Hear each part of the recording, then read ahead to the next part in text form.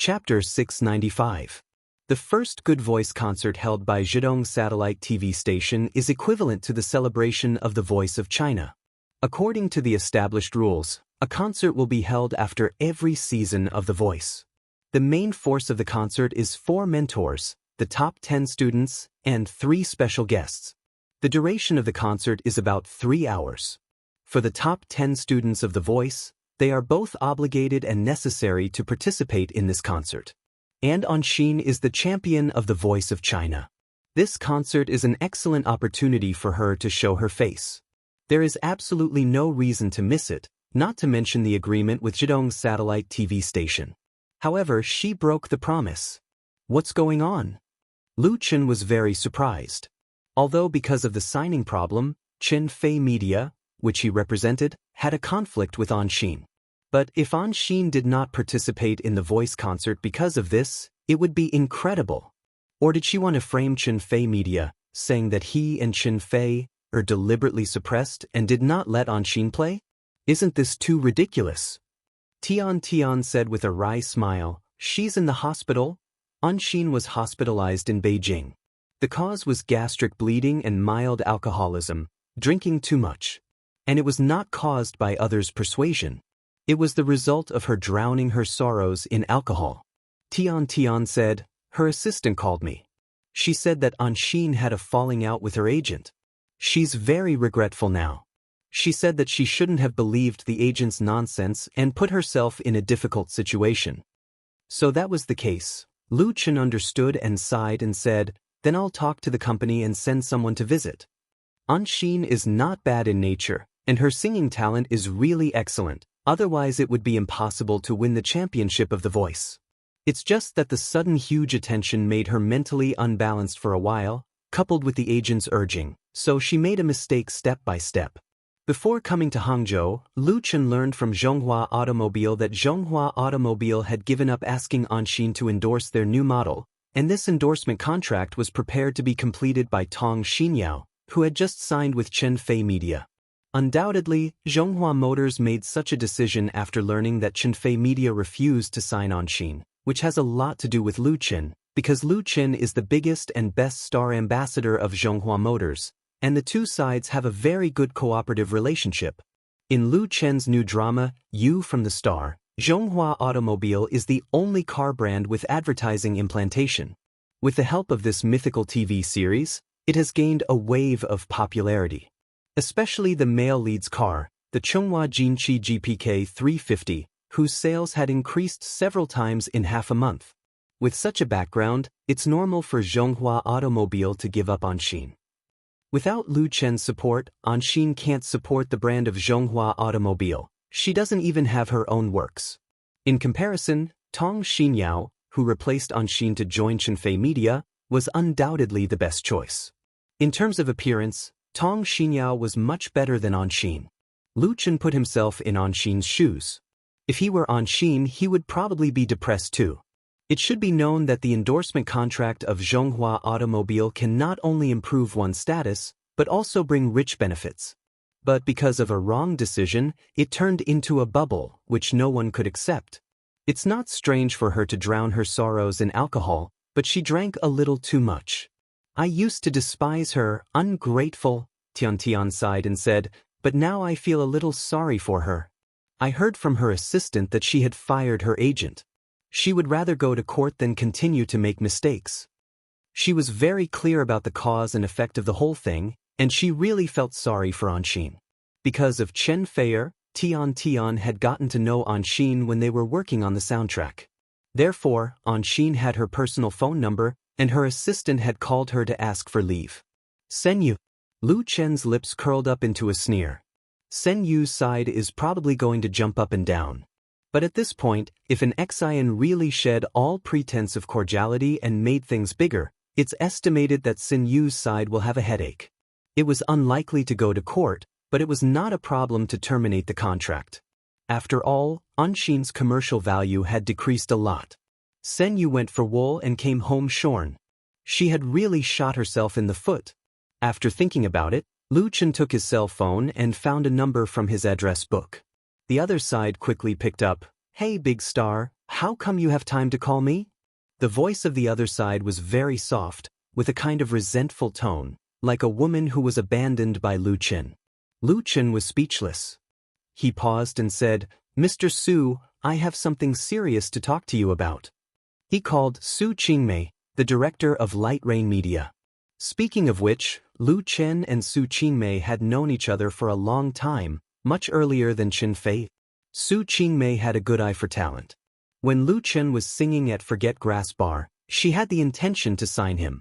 Unfortunately, she was only willing to give Lu Chen a rookie contract, and in the end, she missed out on a real potential stock. Actually, with Su Qingmei's situation at that time, if Su Qingmei could take out a generous contract to tempt Lu Chen, he might really sign it. Anyway, it was fate that brought them together. Light Rain Media later signed the Bionics and made a name for themselves in the industry. They had always been working with the original Lu Chen studio. Hearing Lu Chen talk about serious business, Su Qingmei immediately became more serious. "What's up?" When she first met Lu Chen, she looked down on Lu Chen, but now she was almost looking up to him. She could joke a little, but not too much. Lu Chen asked, "Anshin, do you know about it?" Su Qingmei was surprised. The champion of the Voice of China? As someone in the industry, she was very well informed. "I heard that she fell out with you guys because of the contract?" Lu Chen did not deny it, but simply explained Anshin's current situation. Su Qingmei was very smart and immediately understood. "You want us to sign Anshin?" Lu Chen smiled. "Anyway, that's what happened. It's up to you guys to decide whether to sign it or not." Su Qingmei said without hesitation, "Of course we'll sign it." As the champion of the Voice of China, Anshin's popularity was currently very high. Even if the contract signing incident had a great impact, if nothing had happened, Light Rain Media would not have had a chance. It was practically a free lunch. Lu Chen said, "Then contact my sister, you can come with me to visit her." Su Qingmei said happily, "Thank you, I'll treat you to a meal when we get back to Beijing." Lu Chen laughed involuntarily. He was about to hang up when he heard Su Qingmei say, "Lu Chen, you are a good person." Chapter 696. You're such a nice guy. This was the second nice guy card that Lu Chen had received today. It was a gift from Chen Fei. Of course, it wasn't really a nice guy card. Chen Fei's eyes were full of tenderness and charm. Lu Chen sighed, "Maybe. But it's hard to be a nice guy now. I hope Anshin can learn from her mistakes." He knew that Anshin came from a poor family and had to work to support her family at a young age. Life was hard for her. It was understandable that she wanted a better contract with Chen Fei Media. People who had experienced real hardship often sought a sense of security. Anshin just wanted to give herself enough security so that she could leave her past life. That was why she was persuaded by her agent to play so many tricks with Senyu. Of course, Lu Chen could understand her and forgive her, but he wouldn't sign her back to Chen Fei Media. Although she was willing to do that, it would go against Lu Chen's principles. Out of sympathy and understanding, Lu Chen recommended her to Su Qingmei. Joining Light Rain Media was a good choice for Anshin. Light Rain Media had a good reputation in the industry and its performance was excellent. Her talent wouldn't be wasted. That was all Lu Chen could do for her. After calling Su Qingmei, he told Chen Fei everything. Chen Fei listened to Lu Chen quietly. Then she held his hand and gave him a sweet kiss. She said, "I hope you have a clear conscience." Lu Chen nodded his head and smiled at Chen Fei. Everything was said without words. That was the end of the matter. That night, Chen Fei received a call from Anshin in the hospital. She was sobbing on the phone. In the afternoon, Lu Shi and Su Qingmei went to the hospital where Anshin was staying to express their sympathy and goodwill from Lu Chen and Chen Fei. Anshin was very touched. She accepted their goodwill and decided to sign with Light Rain Media. She felt sorry for them. Also, she couldn't make it to the concert. Chen Fei didn't say much. She just comforted Anshin and hung up. As she said, it was good to have a clear conscience. The next day, August 30th, was the day of the Sing, China's All-Stars concert. For the audience of The Voice of China, they have been waiting for this concert featuring Lu Chen, Chen Fei, Shi Fang, Liao Jiaoyan and the top 10 students of The Voice of China for a long time. Finally, they got what they wanted. The tickets for the concert were basically sold out a month ago.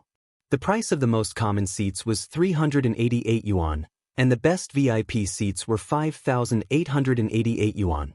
But it still couldn't stop the enthusiasm of the fans. In the morning, Lu Chen drove to Hangzhou High-Speed Rail Station. At 10 o'clock, he saw a familiar figure in the bustling crowd outside the passenger passage. Xiao Shui. The girl with the bag on her back heard his shout and immediately ran over excitedly. Brother. Although Lu Chen was wearing a pair of big sunglasses, Lu Shui recognized him immediately. She smiled happily. The people around them couldn't help but look at the brother and sister who had been separated for a long time. But Lu Chen couldn't leave immediately. His mother, Fang Yun, had come with Fang Yun. Fortunately, Fang Yun quickly followed. Lu Chen quickly took her luggage and walked to the parking area. If they didn't leave, they would be recognized. Lu Shui held Lu Chen's arm and chattered all the way. The summer vacation was coming to an end. But this time, she came to Hangzhou with Fang Yun mainly to watch the concert tonight. Lu Chen specially reserved 3 VIP seats for his family. The other one was for Lu Shi. Lu Shi's flight was in the afternoon. Then the family could really reunite. For this, Fang Yun specially asked for leave from work.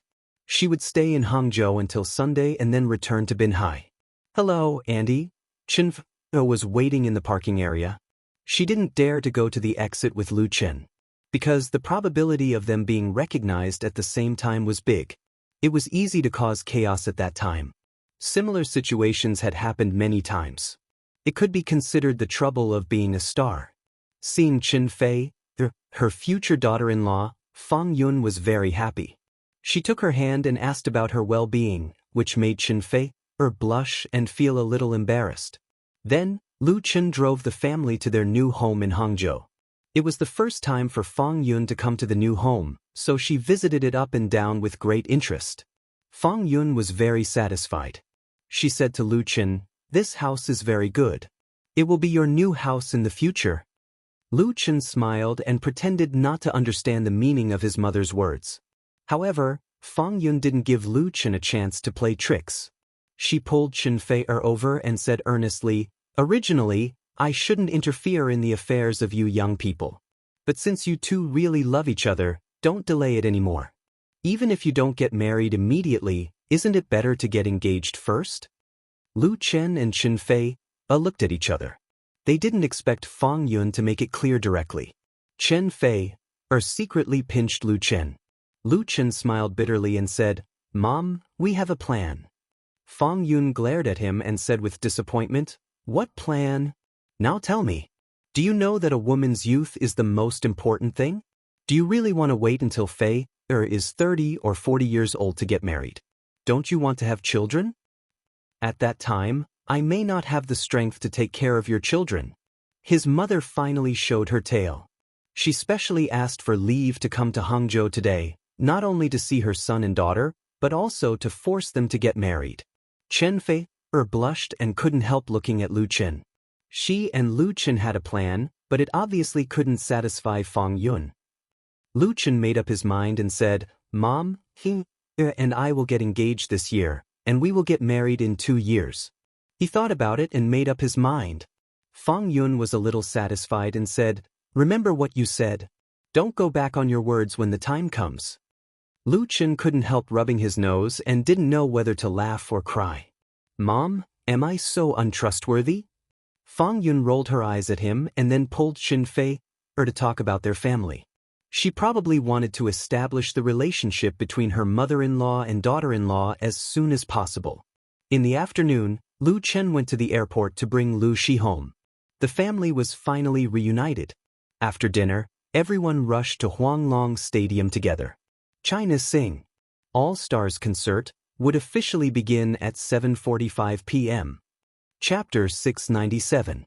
Night slowly fell, and the clear night sky was dotted with stars. The Huanglong Stadium, which could accommodate 75,000 spectators, was packed to the brim. As the video on the main screen lit up, cheers surged out like a tidal wave. Although there was still nearly an hour before The Voice's official start, the vast majority of the audience had already arrived at the venue ahead of time, especially the fans, who could not wait to raise their respective fluorescent signage and glow sticks high up in the air, using their own unique methods to express their enthusiasm. Looking around the stadium, most of the fluorescent signage with Lu Chen and Chen Fei's names lit up, followed by Shifang's. Celebrities all had their own fans. If they did not have fans chasing after them, they would not be called a celebrity. There were many types of fans: ordinary fans, passers-by fans, haters, and there were also professional fans. Professional fans were no longer a secret in the entertainment industry. It was just that no one took the initiative to bring up this rather sensitive topic, because many celebrity artists would hire professional fan companies to help them hype up and build momentum. Those that often appeared in the entertainment news section or even the social news section, such as a celebrity's fan beating someone up, or being beaten up, or chasing a celebrity to the point of going crazy, or squatting outside a celebrity's door for 3 days and 3 nights, or crying and fainting on the spot in order to meet someone, etc. In fact, most of them were done by professional fans. This was what they did for a living. By the same logic, a celebrity's concert venue was a world for professional fans. Not only could they get free tickets, but they could also be paid handsomely. Their task was to bring the atmosphere and the rhythm of the ordinary fans, setting off the exuberant popularity of the celebrity. Especially in some highly publicized concert, professional fans who were hired by different celebrities to participate in the concert often came into conflict, and it was not uncommon for them to compete with each other until their heads were bleeding. But Lu Chen, Chen Fei, or Shifang and Liao Jia were different. The 4 of them, or more accurately, the companies they signed with, did not hire so-called professional fans to support them. Those who came to the concert venue were all real fans. For example, Lu Chen, although his debut time is only 2 years, but his own spontaneously organized, and then included in the unified management of more than 30 fan support groups, which does not count the number of more small teams. Even 10 Huanglong gymnasiums wouldn't be able to accommodate all the members of the fan club. Therefore, with just Lu Chen's rallying power, it wouldn't be a problem for him to get the tickets for tonight's The Voice of China concert, let alone a group like Chen Fei, Shifang, and Liao Jia. It was said that on the internet, a normal ticket for The Voice of China had been hyped up to 600 to 700 renminbi. Under such circumstances, who would still need professional fans who were equivalent to extras? Most importantly, the passion that erupted from the true fans was something that even professional fans might not be able to match. No one knew who started shouting Lu Chen's name, but it quickly spread throughout the venue like a plague. Lu Chen. The shouts went from weak to loud, from messy to orderly, converging into a sea of sound, surging in the huge stadium, causing the people in it to involuntarily follow suit. Lu Chen! Lu Chen! Lu Chen! The fans' shouts were so enthusiastic that they even penetrated through the thick barrier and reached the backstage rest area. Lu Chen, Chen Fei, Shifang, and Liao Jia looked at each other. Liao Jia, who was experienced, immediately laughed and said, "This is a rebellion. Lu Chen, you've committed a grave sin." Lu Chen didn't know whether to laugh or cry. "This is also considered my fault?" The fans were too enthusiastic, so they couldn't possibly push the blame onto him, right? Did they want him to do something bad to lose some fans? Chen Fei said seriously, "This is your fault. Tell me, you've already released 2 albums, but have you ever held a concert?" Lu Chen was suddenly speechless. He had debuted for 2 years and released 2 solo albums, but he really hadn't held a solo concert. Shifang was very surprised. "No way, you haven't held a concert before?" Shifang rarely came to the mainland and didn't know much about the situation there, so she really didn't know the details of Lu Chen's situation. Lu Chen said with a wry smile, "I've only participated in a few platters," speaking of which, it was a bit embarrassing. As the most outstanding singer and songwriter in the Chinese music industry, he had not held his first solo concert so far. He was not even as good as many second-tier and third-tier stars. The fans had been calling for a long time. In fact, Lu Chen also wanted to hold one, but he had been busy shooting movies and TV series, so he couldn't make time to hold a special concert. At most, it was a fan meeting. A fan meeting and a solo concert were completely different things. The current cheers were the outburst of his fans' resentment. Otherwise, under normal circumstances, everyone would have waited patiently for the concert to start and would not be so restless. At this time, the door of the VIP lounge was pushed open and Tian rushed in. She shouted, "Lu Chen, hurry up and go out to calm the crowd, otherwise something may really happen." In holding such a large-scale event, the most feared thing was that something might go wrong. Once the fans' emotions got excited, it was easy to go to extremes, so the organizers often had to make all kinds of preparations in advance, including cooperating with the stars to appease the fans. Originally, at this time, the audience should still be entering the venue, and the original plan was to have a non-live song and dance performance to warm up the scene. But now that the warm-up was not needed at all, the plan must be changed to ensure that the subsequent live broadcast went smoothly. Tonight's concert of The Voice of Good Voice was broadcast live by Zhidong Satellite TV station and simulcast live on QQ Video Network. "Then I'll go first," Lu Chen stood up decisively and said to Tian, "You let the working group get ready." Tian quickly said, "There's no problem over there. They will definitely cooperate well." Chen Fei was a little worried. He got up and asked, "Do you want me to go on stage with you?" Lu Chen said with a smile, "It's not that exaggerated. The fans are still very good. I should be fine once I go out." He added, "One man takes responsibility for his own actions." Everyone laughed at once. In fact, it was really not a big deal. Most of the fans, including the live audience, were just blindly following along. Everyone spent so much money to see the Voice of Good Voice concert tonight, and they didn't want to mess it up. Therefore, when Lu Chen appeared on the T-shaped stage, when the bright spotlight hit him, the shouts of the audience turned into cheers. Although they were still very excited, they were no longer manic. Many of the audience had a feeling of finally summoning the boss, so they laughed and clapped hard. It was as if they had just won a great victory. Chapter 698. There were a total of 3 participating in the live broadcast of tonight's first concert of The Voice. The live TV broadcast was naturally arranged by Zhidong Satellite TV. Zhui was also the organizer, and the live webcast was QQ Video Plus, Whale TV. Both online platforms have a long-term good relationship with Lu Chen, and it was only natural to win the right to broadcast the voice concert on the live webcast.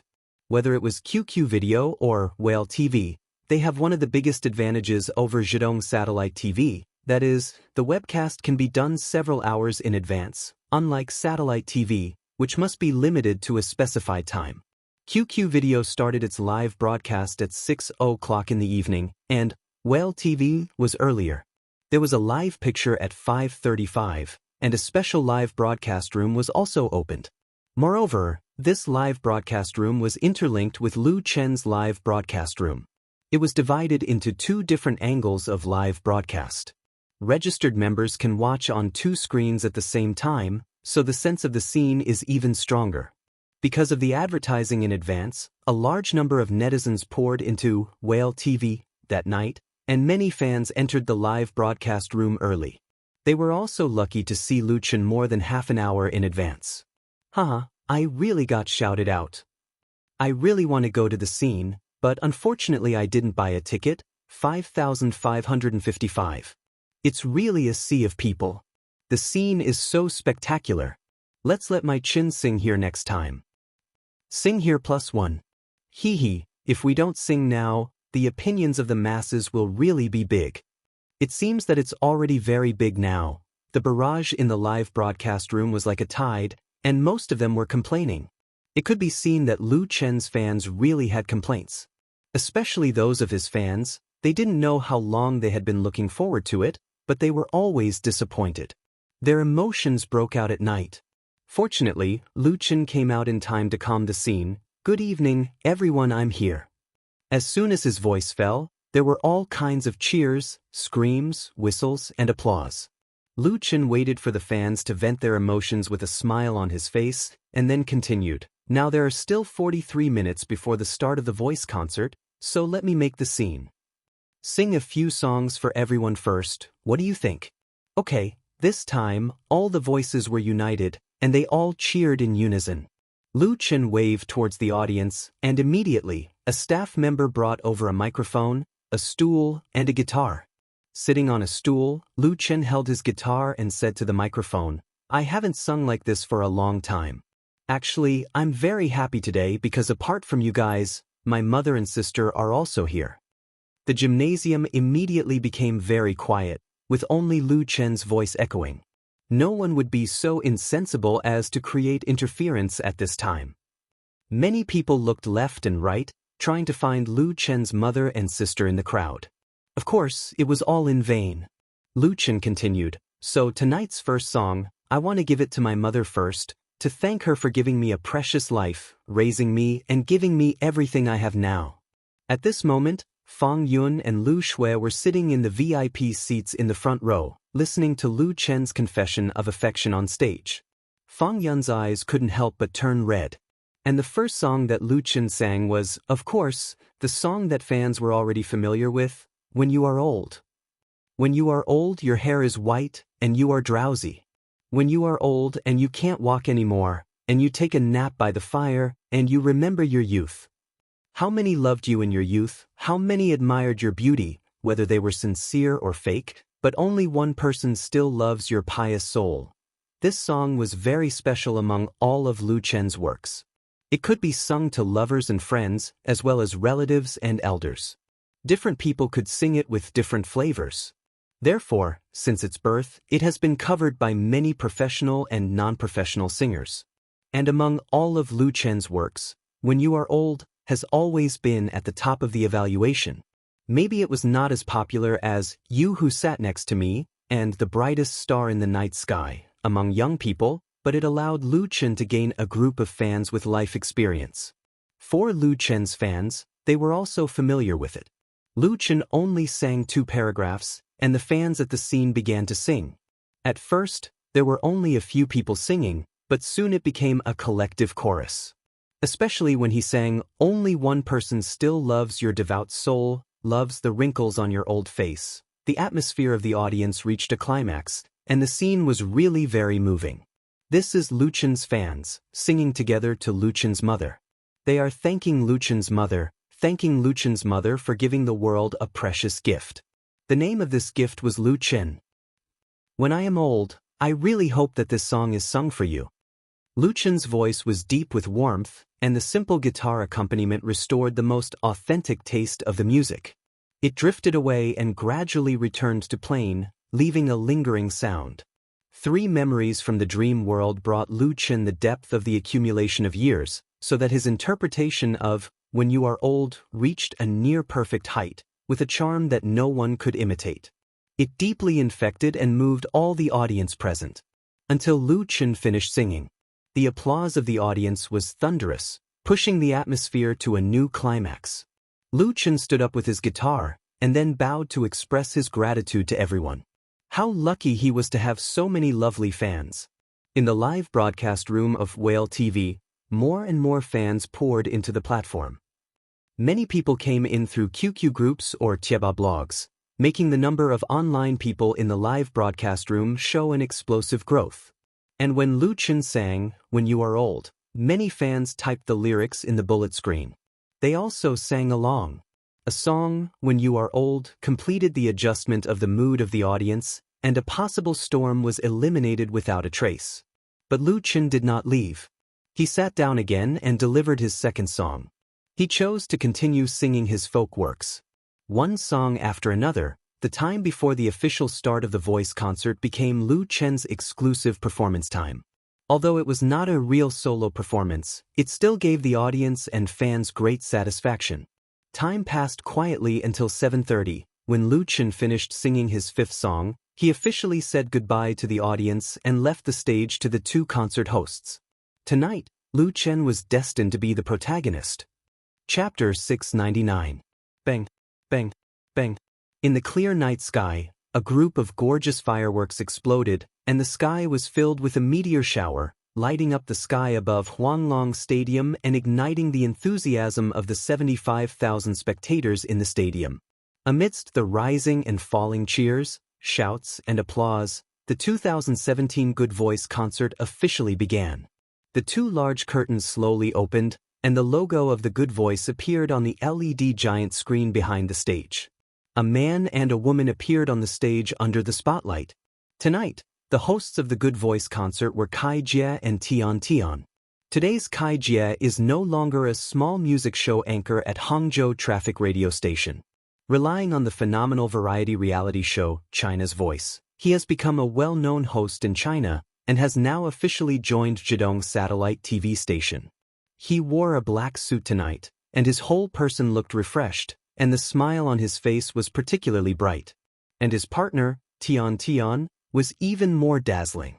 A long red dress set off her almost perfect figure, and every frown and smile was intoxicating. Tian Tian has long since left Zhidong Satellite TV station, but for tonight's Good Voice concert, the satellite TV station still invited her to come over to co-host with Kai Jie, because no matter her image, temperament, or identity, she was very suitable. Kai Jie said in a clear voice, "Dear leaders, dear guests, Tian Tian, dear audience, everyone, good evening. Today, we are gathered here to enjoy the joy that the Good Voice brings us. Open your heart, release your passion, let this place become a sea of joy, let happiness resound through the sky.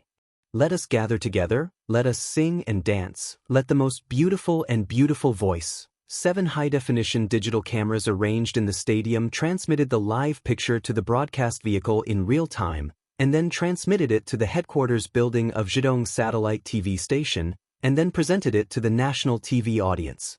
Although the two major online platforms, QQ Video and Whale TV, have taken away a large part of the audience, there are still countless people willing to stay in front of the TV. The real-time ratings fed back to the satellite TV station reached an astonishing 4.89% at 7:30.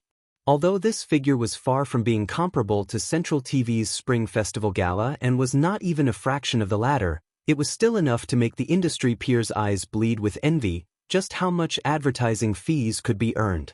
In fact, the naming rights of tonight's Good Voice concert have long been taken away by Zhonghua Motors, and the advertising time for the insertion was booked out 2 months ago. The first performance was a grand song and dance program. After the song and dance, the first singer to appear was Liao Jia. He led his Black Memory Band and appeared with a song that countless rock fans were familiar with, Antarctica, which instantly ignited the audience's excitement. This song, Antarctica, could be said to be the masterpiece of Liao Jia and Black Memory. It was regarded as one of the last classics before the country fell. Although it had been 20 years since this song was written, when Liao Jia reinterpreted this classic with his unique voice, many rock fans who came to the scene still couldn't help but cry. Among the 75,000 spectators at the scene, those who came for Liao Jia were definitely a minority. The number of fluorescent signs with his name was far less than that of Lu Chen and Chen Fei. His fans were older and did not like to support their idols in this way. But no one dared to underestimate the power of these rock and roll fans. At the moment when Liao Jia sang to the climax, they all stood up and took off their coats, revealing the black t-shirts with Liao Jia's name on them. They let out almost crazy roars and shouts, which really shocked the other audience. "I want to go to the South Pole, and take you with me to the South Pole, because the true meaning of life is hidden there." These fans were using their own roars to tell everyone that the country would never die, it was just gradually withering. And this scene was faithfully recorded by the live cameras, becoming one of the most classic passages in tonight's Good Voice concert. It made many fans realize that the country was still in people's hearts. If Lu Chen's groundwork set off the prelude to the Good Voice concert, then Liao Jia used this song, South Pole, not only to prove that he was not old, but also to bring a second wave of atmosphere. When he sang to the end, his voice was hoarse, not because he was unable to do what he wanted, but because his mood was surging. Finally, led by Liao Jia's fans, the whole audience stood up together and sent him off the stage with neat applause. Tonight's concert was destined to not be ordinary. Then, the top 10 students of the Good Voice came on stage one after another. In the middle, Chen Fei and Shifang also came on stage to sing their own classic works, which made the atmosphere of the scene surge like a tide, wave after wave. After the top 10 students of the Good Voice left the stage, Lu Qin came on stage again. This time, he was no longer alone. There was also the Nirvana band, who had just arrived in Hangzhou in the morning. Today's Nirvana band is no longer the shadow band behind Lu Qin. They have already officially signed with Qinfei Media and become a real independent band, and will release their first album at the end of the year. Lu Qin's tailor-made For Our Love for the Nirvana band made Nirvana among the first-class bands in China. So when the lead singer Wang Jing led the band members on the stage, many fans shouted the name of Nirvana. Lu Qin and Wang Jing walked to the front of the stage together and stood in front of the microphone. Wang Jing was wearing a t-shirt and jeans. She had short hair and looked very cool holding an electric guitar. When she stood side by side with Lu Qin, the frequency of mobile phone flashes in the audience reached its peak. With a long breath, Lu Qin said to the microphone, "The next song will be sung by me and the Nirvana band. I believe many people should have heard of this song. Its name is 10,000 times sad." As soon as his voice fell, Wang Jing's fingers swept the strings of the guitar and played the prelude of the song. "Oh honey, my mind is full of you. Own irresistible palpitations, it's hard to breathe. Tonight, are you going to miss another night? Are you going to hide your last expectations?" This song, 10,000 times sad, first appeared at the Tianfu Music Festival, and it is also one of Lu Qin's latest pop music works. It is deeply loved by countless fans of Lu Qin with its strong and exciting melody. And this time, Lu Qin and the Nirvana band worked together again to sing this song, 10,000 times sad, which immediately reignited the atmosphere of the scene that had just calmed down. 10,000 times sad. There will still be dreams, I have been waiting for you in the warmest place. The exciting scene of the whole audience singing and singing appeared again. Chapter 700. After 10,000 Times of Sorrow, it was Our Love by Nirvana's lead singer. After a short period of dormancy in the early stage, Qinfei Media, jointly established by Lu Qin and Qinfei, has begun to gradually exert its strength and develop in many ways. In addition to setting foot in the film and television industry, it has also pushed its contracted artists to the market.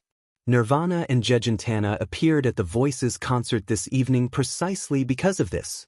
But anyone with a discerning eye can see that Lu Qin has put a lot of effort into recommending the Nirvana band. There is the Tianfu Music Festival ahead. This time, he once again led the Nirvana band on the stage, and also put the latter in the same position as himself. This song, For Our Love, was sung by Wang Jing, and Lu Qin, as an accompaniment guitarist, was willing to play the supporting role. Memories of a vague childhood, clouds floating in the blue sky. At that time, you said that you wanted to hold hands with me. After Our Love was sung by Nirvana at the Tianfu Music Festival, it quickly became popular in the Chinese music world. This song is not only Nirvana's debut work, but also its representative. Of course, fans are very familiar with it. Although this song is not suitable for singing, Wang Jing's passionate interpretation of the work did not dissipate the fanatical atmosphere brought by Lu Qin, but became more intense and hot. When she finished singing, the audience burst into thunderous applause, and many people clapped their hands red. "Thank you." Wang Jing was very excited. The scale of the Tianfu Music Festival that she had participated in was considered very large, but it was nothing compared to the current situation. The Huanglong Stadium could accommodate a total of 75,000 spectators. In the circle, singers of the same level are not as famous as movie stars, but as a singer, the greatest joy is to stand on the brightly lit stage and enjoy the cheers and applause of thousands of audiences. It was as if he had the whole world in his hands, and it was truly intoxicating. It's just that glory is always short-lived. After completing 2 works in a row, Nirvana retired. But Lu Qin stayed. He didn't continue to sing, he had sung enough tonight, but acted as a temporary host. The next song, Lu Qin smiled and said to the microphone, "I think it should be the most special song tonight." Hearing his words, whether it was the live audience or the fans in front of the TV or the computer, all of them had a strong curiosity. What kind of song would it be that would make Lu Qin say it was the most special? Lu Qin continued, "There are a total of 3 singers for this song. First, let's welcome the first singer. He is our Instructor Liao Jia. As soon as Lu Qin finished speaking, a spotlight shone on the entrance of the stage, and Liao Jia's figure was immediately revealed. The rock band leader had changed his unruly coat into a set of clothes with strong characteristics of the prairie people. He looked like a straightforward man holding a horsewhip and riding a horse on the prairie. Wasn't the style a little too much? Some of the audience laughed, some exclaimed, some were surprised, and some were applauding. Liao Jia held the microphone in a serious manner, held his head high, and walked to the center of the stage calmly. Lu Qin smiled and said, "The second singer, can you guess who she is?" He turned around and made an inviting gesture, and the second spotlight was fixed on Liao Jia's original position. It was just that it was a different person. The other person's back was facing the live audience, and she was wearing the same style of Mongolian clothes as Liao Jia, but it was a woman's. Many people below the stage were shouting the name loudly. In any case, it was a random guess. Lu Qin didn't leave everyone hanging for too long and immediately revealed the mystery. She is Instructor Shifang. When Lu Qin shouted Shifang's name, Shifang turned around at the same time and smiled at the audience. It turned out to be Shifang. Many of the audience didn't expect it at all. Liao Jia and Shifang sang the same song, which was very exciting to think about. Who was the third singer? It couldn't be Chen Fei, could it? Chen Fei's fans immediately began to shout her name. The three big stars singing together was definitely a classic. Lu Qin smiled and said, "You don't have to guess blindly. The next one isn't Chen Fei. This is also our most special guest tonight. Her name is Jejentana. Welcome Jejentana, our pearl of the grasslands." It turned out to be Jejentana. It was hard to say about other people, but as long as they were fans of Lu Qin and Chen Fei, they would never be unfamiliar with this 14-year-old Mongolian girl. The video shot by Chen Fei at the beginning was a sensation on the internet. The song "Beautiful Grasslands My Home" was also widely circulated. Later, everyone knew that Jejentana had signed with Chen Fei Media, but there was no news recently. Today was her reappearance after a long time. That was very interesting. This song was actually sung by Liao Jia, Shifang, and Jejentana. People couldn't help but look forward to it. Under the gaze of tens of thousands of spectators, the well-dressed Jejentana officially appeared on stage. Although she had just turned 14 this year and had never seen such a big scene before, she did not have the slightest stage fright in front of 75,000 spectators. She gracefully greeted everyone in Mongolian. Liao Jia and Shifang looked at each other and smiled. Lu Qin took the opportunity to say, "The name of this song is called Three Auspicious Treasures." After he announced the name of the song, he immediately left the stage to Liao Jia, Shifang, and Jejentana. Such a combination was absolutely unique in the Chinese music industry. The prelude of the song sounded. Jejentana tilted her head, raised the microphone, and sang to Liao Jia, "Daddy?" Liao Jia, "Huh." Jejentana, "Has the sun come out and the moon gone home?" Liao Jia, "That's right." Jejentana, "Where did the sun go when the stars came out?" Liao Jia, "In the sky." Jejentana, "I can't find it no matter how hard I try." Liao Jia, "He went home." The three of them sang, "The sun, moon, and stars are an auspicious family." Jejentana looked at Shifang, "Mommy?" Shifang, "I." Jejentana, "When will Yeezy's green bloom?" Shifang smiled, "When summer comes."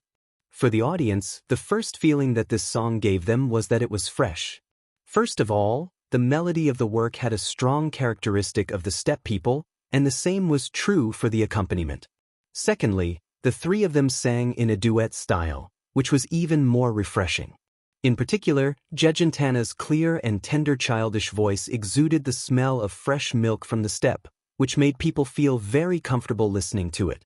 Liao Jia's singing was deep and affectionate, and Shifang's singing was bright and warm, which formed a sharp contrast with Jejentana's childish voice, but also very harmonious. This was a unique work with its own vitality. Note: Three Auspicious Treasures lyrics, Burenbayer, Wang Bao, Chinese version. / composer, Burenbayer. Chapter 701. Whether it was the 75,000 spectators in the Huanglong Stadium or the fans watching the live broadcast in front of their TVs and computers, tonight's concert was definitely one of the most wonderful concerts they had ever seen. Since the beginning of the concert, there have been continuous wonderful climaxes. Lu Chen, Chen Fei, Liao Jia, and Shi Fang led the 9 top 10 students of The Voice and presented a real audition feast for all the audience. And the special guests of the concert did not disappoint. The performance of the Nirvana band was very good, and Liao Jia's friend in the circle, Gao Geng, who was invited to come, also made the whole audience excited with his rock and roll work, bringing wave after wave of climaxes. But whether it was the Nirvana band, Gao Geng, or the famous Taiwanese singer Lu Qingfang who appeared later, they could not cover the light of a 14-year-old Mongolian girl on the stage. She was Zhejiantana. A song with strong ethnic characteristics, a moving melody, and a special form of lucky 3 treasures. The foil of the 2 top singers made Zhejiantana the focus of the audience. So much so that the day after the concert, there were a lot of reports about Zhejiantana on the entertainment pages and even the main page of the major domestic media. Her sweet and lovely image was circulated in blogs, post-bars, and forums. With the help of the concert, Lucky 3 Treasures became famous overnight. A music critic wrote on his blog, "Last night, I sat in the Huanglong Stadium and watched the entire performance live. The one that left the deepest impression on me was undoubtedly Zhejiantana's Lucky 3 Treasures." This is a very situational question-and-answer family song. Listening to this song, it makes people feel as if they are witnessing a family of 3 herding and walking on the grassland. Big eyes of the lovely little daughter are suddenly blinking, enjoying all the novelty presented in front of her, and there are always endless questions. She turns her head to the left to ask her mother, and to the right to ask her father. In the face of the child's childish questions, her parents give her patient and warm answers. And when such a dreamy scene appears in your head, the warm and romantic feeling is like the rising tide of the ocean, beating your heart bit by bit, making you indulge in it and forgetting to leave.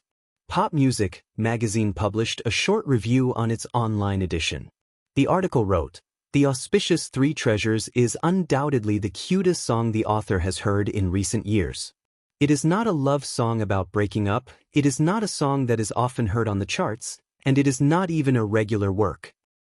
But it is a lively and popular song. It is a song so cute that people will be amazed by it. It has the charm that transcends language, culture, and age. It makes everyone who is eager to be touched feel the joy they have been dreaming of." This song has a life of its own, a life independent of the listener.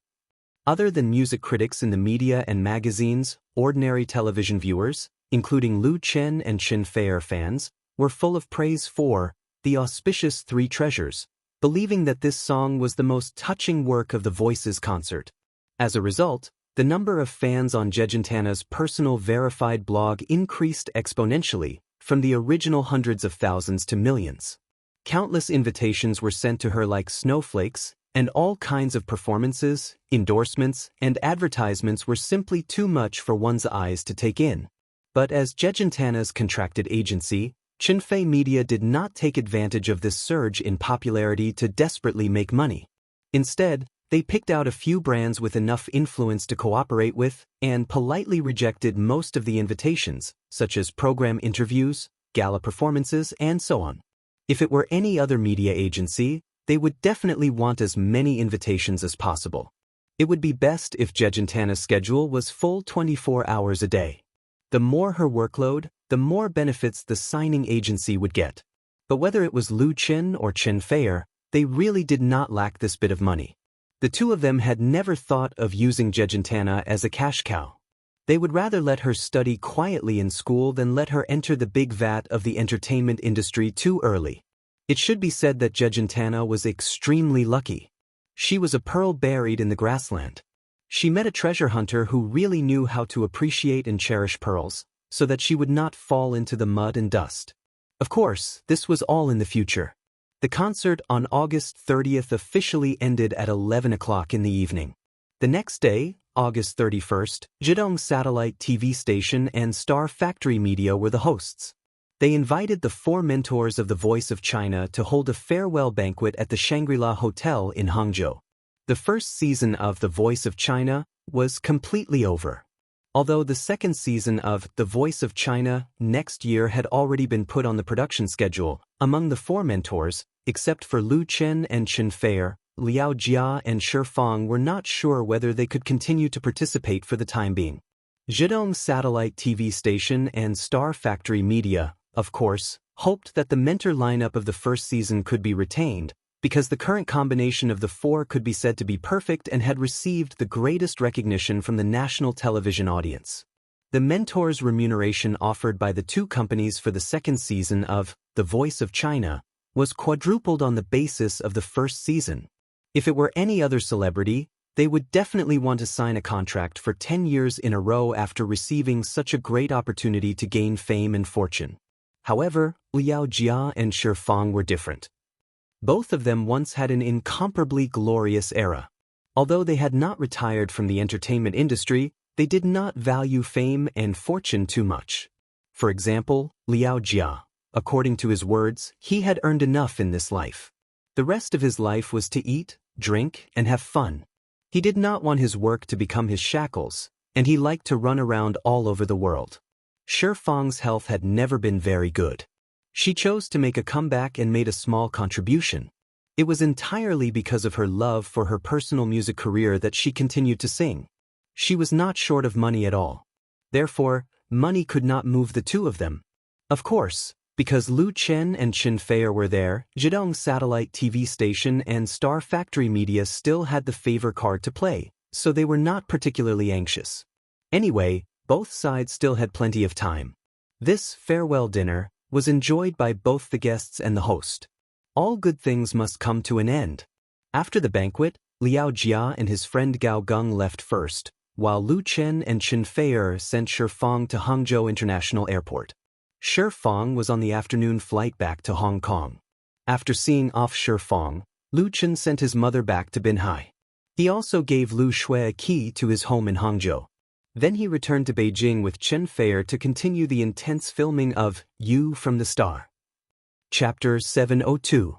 With fresh and unique creativity, wonderful and fascinating story, excellent and attentive production, and the full efforts of the 2 popular idol stars, Lu Chen and Chen Feier, You from the Star has soared in the ratings since its premiere on August 18th in Beijing and Zhidong Satellite TV Station, sweeping the domestic TV market. By the time Lu Chen and Chen Feier returned to Beijing from Hangzhou, You from the Star had already aired 5 episodes, with an average rating of 5.78%, and the highest rating in South Korea had broken through 35% and rushed straight to the 40% mark. Because You from the Star was a weekly drama that was filmed and broadcast at the same time, and 2 episodes were broadcast consecutively a week, so the shooting work was more demanding. The 2 protagonists were delayed for a few days to participate in the Good Voice concert in Hangzhou, and it was necessary to make up for the progress later. Therefore, as soon as Lu Chen and Chen Feier returned to Beijing, they didn't have time to rest or anything, and immediately threw themselves into the busy shooting, basically treating Huairong Film and Television City as their second home. It wasn't until around August 10th that the 2 finally made up for the scenes they needed to shoot and could rest for 2 days to catch their breath. Otherwise, even if they were made of iron, they wouldn't be able to withstand such a long period of high-load work. I'm so tired.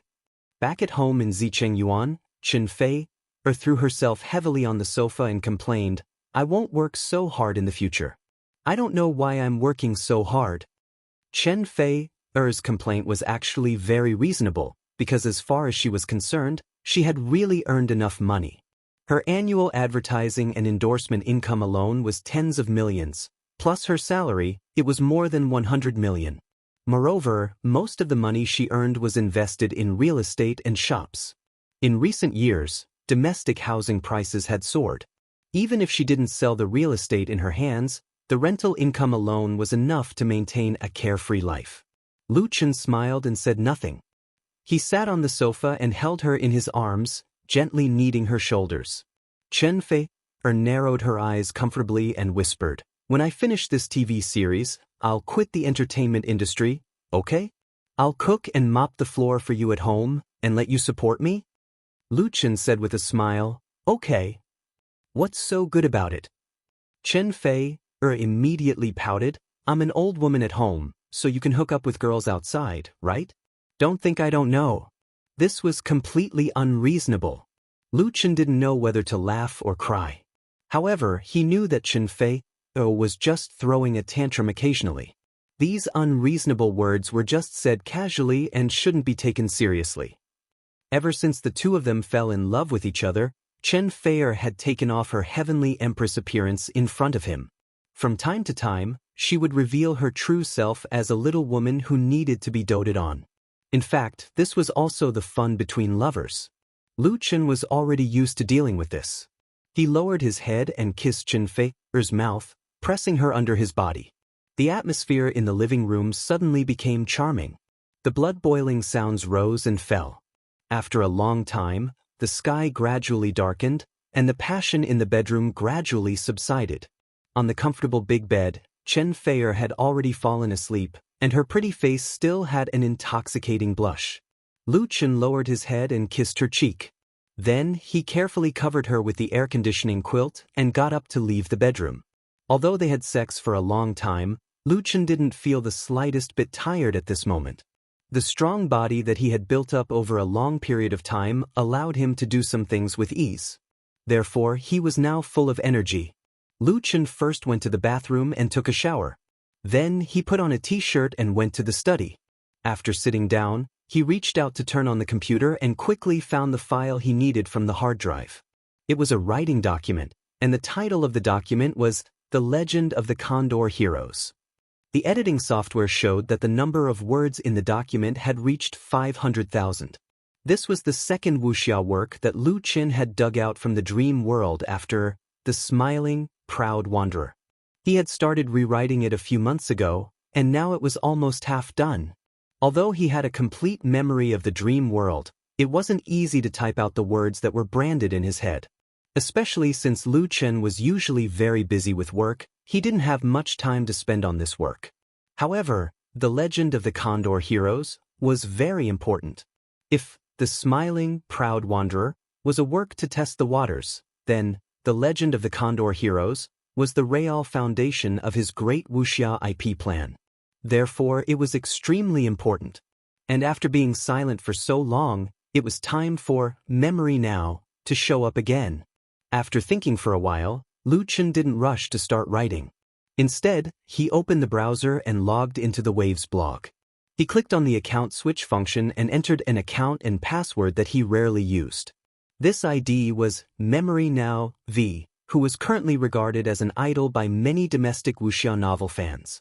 Although it was a personal verified V account, the registration was done by Chen Fei Media. Only Lu Shi and Lu Chen knew the account password. Even the company's internal public relations department didn't keep it. Even within Chen Fei Media, only a few people knew that Memory Now was Lu Chen himself. As for the outside world, Memory Now was even more mysterious. He rose to fame in 2016 with a wuxia novel, The Smiling, Proud Wanderer, and quickly gained a large number of fans. So far, the total sales of The Smiling, Proud Wanderer had exceeded 1 million copies. Although it couldn't be compared with the top physical books, as a niche category of books, its success was undeniable. However, the author, Memory Now, never showed up. He didn't accept interviews from reporters, nor did he hold book signings, so the fans who liked his works couldn't see him in person. As a result, there were rumors on the internet that Memory Now was too ugly. In order to avoid losing fans due to exposure, he deliberately made himself so mysterious. This completely irresponsible statement was actually quite popular. In addition, some people said that Memory Now was actually a woman. The reason was that her description of the protagonist Ling Huchong was set according to the requirements of a boyfriend. Therefore, she didn't dare to show up for fear of being exposed. All these made Lu Chen not know whether to laugh or cry. However, since he chose to keep it a secret, he didn't intend to make it public now. He wanted to keep the mystery. As for what others wanted to say, let them say it. Controversy was not a bad thing. The scariest thing was that no one cared about it. On the other hand, the blog Memories of Present and Ancient was really deserted. The reason was very simple. This blog rarely made any noise. From the time it was registered, it had only posted 5 blog posts. It would be strange if it wasn't deserted. Today, Lu Qin used the 6th blog post to announce the return of Memory Now. It was back. Chapter 703. At night, Jiangqing City's Xiqing district. Bus number 589 steadily stopped next to the platform. Accompanied by the sound of the pneumatic door, several passengers nimbly jumped down from the rear door that had just opened, and more people squeezed into the already crowded carriage from the front door. Similar scenes happened here every day. Wang Pu carried his backpack and passed through the crowd, still waiting for the next bus on the platform. Under the guidance of the dim yellow streetlights, he quickly walked towards the side street not far away. A busy day of work, coupled with the toss and turn on the subway to the bus route, had already made him very tired, but the joy and relaxation of returning home also made his steps exceptionally light. Walking through the side street and into an alley, Wang Pu returned to his rented apartment. He had just moved here half a month ago. This place used to be completely a suburb, but with the continuous expansion of the urban cluster, the original villages and towns were swallowed up one by one, but some villages should have been temporarily preserved for various reasons, thus forming the so-called urban village. Everyone knew that urban villages would die out sooner or later, whether it was for the needs of the city's appearance or real estate development. They had no reason to continue to exist. The villagers were actually very willing to be demolished, provided that there was enough compensation. Getting rich from demolition was never a fairy tale, and in order to obtain more compensation, they built privately in the village. The additional illegal buildings could not be left empty, so the villagers rented out the houses after simple renovation, using the low rent to accept a large number of people who worked hard in the city. Wang Pu was one of them. The reason why he moved here was because the price of his original rented place had risen. Although this place was a little remote, and it would take an extra half an hour on the way back and forth to work, the advantage was that it was cheap enough. Although it was an illegal room, it had water, electricity, broadband, and a separate bathroom. Wang Pu thought about it. Before the urban village was demolished, he would always live here. Taking out the key to open the door, Wang Pu turned on the lights on the wall. The soft and bright light instantly dispelled the darkness, illuminating the messy room. A bed, a wardrobe, a computer desk, and a computer chair. The furniture in the room was very simple, and because Wang Pu was still single, it inevitably looked a little messy. He threw his bag on the bed, took off his clothes, and rushed into the bathroom to wash off the stinky sweat from squeezing in the car. After showering, Wang Pu's stomach was rumbling with hunger. There was no kitchen in this rented house. If he wanted to cook, he had to go to the public kitchen downstairs. Wang Pu was too lazy to go there. He directly took the electric kettle and boiled some water. Then he took out a bucket of instant noodles and 2 sausages from the closet. The dinner of the city ant tribe was just that simple. While waiting for the instant noodles to be ready, Wang Pu sat on the chair and turned on the computer. In the past, when he was living in his old rented apartment, he usually went to the internet cafe to surf the net at night. Now that he had moved to a new house, although there was an internet cafe nearby, it was not as convenient as before. So, he simply asked the landlord to pull an internet cable and directly surf the net at home, which saved a lot of money. Wang Pu skillfully opened a few book websites. First, he browsed through his account bookshelf to see if there were any updates. Different from many of his peers, and similar to many of his peers, Wang Pu's biggest hobby is not to play games or chat on QQ, but to read online novels. In countless lonely nights, it was a wonderful online novel that accompanied him, so that he would not lose himself in the confusion of life and the heavy depression of boring and busy work, and so that he could obtain his own happiness. The most important thing is that this kind of happiness does not need to be obtained by paying a high price. Wang Pu has always subscribed to online novels. In addition to directly topping up, he has received free coins through various activities on the website. A month's consumption of reading books is completely affordable. According to his habit, Wang Pu first signed in at several book websites and completed the daily tasks, so that he would have a lot of reading coins, and then he would subscribe to the updates of several books. The money he spent was very limited. It was a pity that the few books that he liked had very few updates today. Wang Pu finished reading the latest chapter in 2 or 3 minutes. He was quite depressed and posted a comment in the comments section of one of the books to urge him to update. Hurry up and update. After clicking OK to publish, Wang Pu angrily closed the current webpage. At this time, the instant noodles were almost soaked. He tore off the opening paper and wolfed down the ham sausage, but his eyes were still staring at the screen.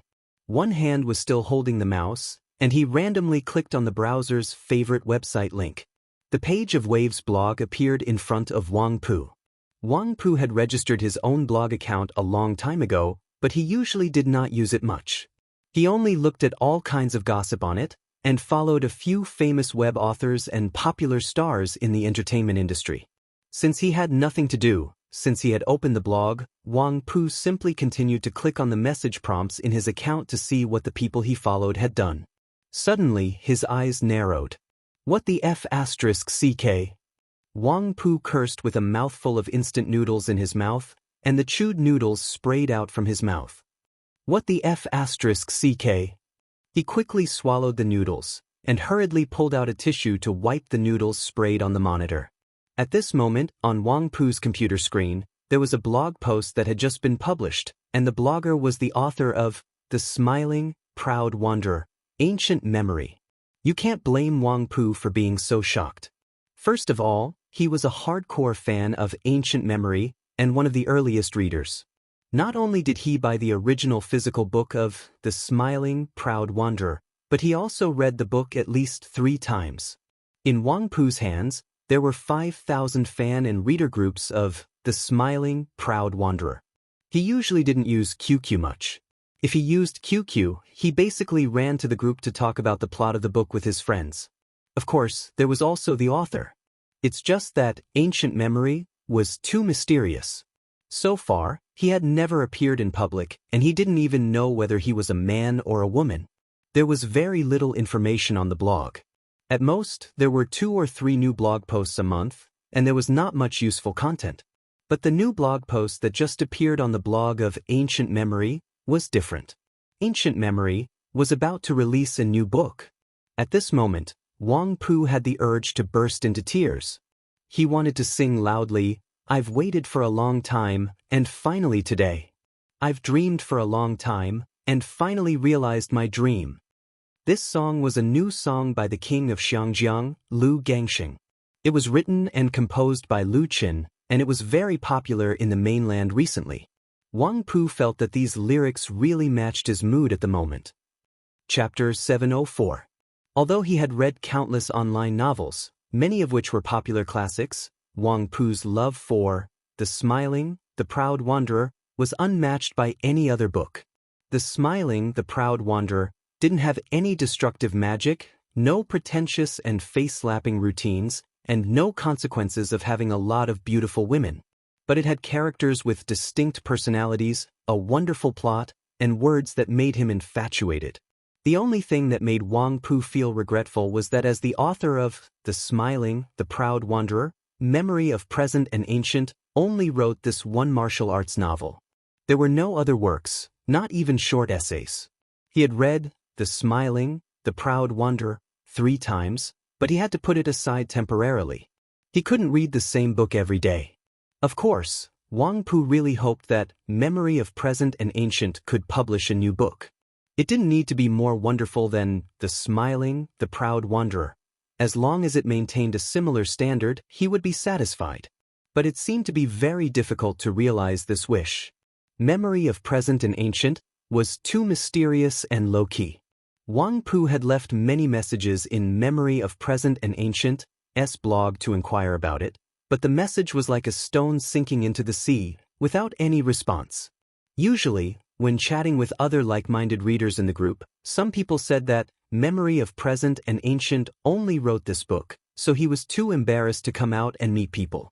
It was enough to make a fortune in silence. For this fallacy, Wang Pu snorted, but there was no way to refute it. Now he finally heard the news of Memory of Present and Ancient's new book. What **T was that? Wang Pu had always believed that with memory of present and ancient's talent in martial arts novels, his achievements would not be limited to the smiling, the proud wanderer. Without finishing the rest of the instant noodles, Wang Pu quickly forwarded the good news to all his QQ groups, telling everyone that Memory of Present and Ancient was going to publish a new book. The readers were immediately excited. Are you serious? Big Modern and Ancient has a new book? Great news. This is the best news I've seen today. I wonder what the new book is about. It must be martial arts. If Big Modern and Ancient doesn't write martial arts, then what else is there to read? I'm going to register a blog account right now to follow it. When will it be published? The Smiling, Proud Wanderer had sold millions of original copies, so it had a huge readership. Therefore, Memories of Present and Past had a lot of fans on the verified V account of Waves. As soon as his blog post came out, it immediately attracted a lot of attention. Fans liked and commented, and like Wang Pu, forwarded the good news to Tieba, forums and QQ groups. More people tagged Memories of Present and Ancient on the blog to inquire about the new book, including several internet celebrities. They were also fans of the Smiling, Proud Wanderer. Tonight was destined to be a lucky moment for the fans of the Smiling, Proud Wanderer. Because after the announcement of the new book, the blog of Memory of Present and Past was updated only half an hour later. The content was related to the Smiling, Proud Wanderer, which meant that the movie of the Smiling, Proud Wanderer would officially start shooting before the end of the year, and there would probably be additions for the actors. The two major pieces of news shocked the fans again and again. For the readers of the Smiling, Proud Wanderer, this was undoubtedly another big news, because they had long been looking forward to the day when the Smiling, Proud Wanderer would appear on the big screen. Now was the era of IP. It was simply inconceivable that a popular novel was not adapted. The key was whether it could be adapted well or not. Many excellent IP had been adapted into bad ones. But fans are positive and affirmative about the film adaptation of The Smiling, Proud and Pugilistic World, because the adaptation copyright of The Smiling, Proud and Pugilistic World is owned by Chenfei Media, which has two big names, Lu Chen and Chenfei. As long as The Smiling, Proud Wanderer could achieve the same effect as a Chinese ghost story, it would be very worth looking forward to. The only thing they prayed for now was that it would not be cancelled. Why are you still playing on the computer? The door of the study was pushed open, and Chenfei, who was wearing thin pajamas, rubbed her eyes and walked in. Seeing that Lu Chen was still surfing the internet excitedly, she couldn't help but say, "Do you want to rest?" She walked over and asked, "What are you reading so happily?" Lu Chen held Chenfei in his arms and let her sit on his lap, reading my blog. Chenfei took a closer look and said in surprise, "This isn't your blog." Lu Chen said with a smile, "Why isn't it my own?"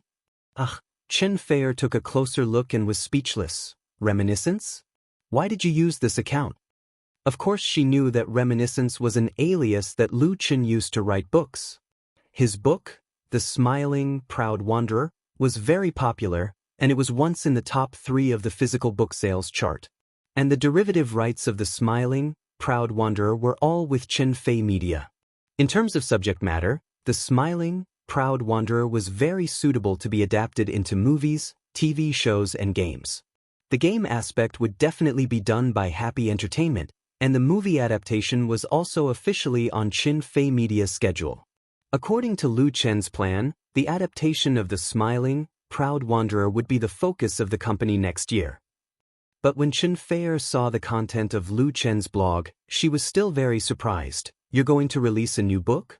Lu Chen nodded. "Yes, The Smiling, Proud Wanderer has been out for quite some time. It's about time to release a new book." Lu Chen would create a series of wuxia IP around the ID, Memories of Present and Past. Strictly speaking, The Smiling, Proud Wanderer was just a test of the waters. The Legend of the Condor Heroes, which he had completed nearly half of, was the real focus of his work.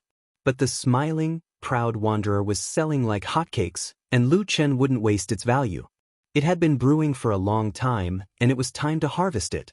Releasing the Legend of the Condor Heroes would ensure the continuation of his plan. Chen Feier knew that Lu Chen had been working on a new book, but she didn't know how many words Lu Chen had written. She couldn't help but widen her eyes. "You finished?"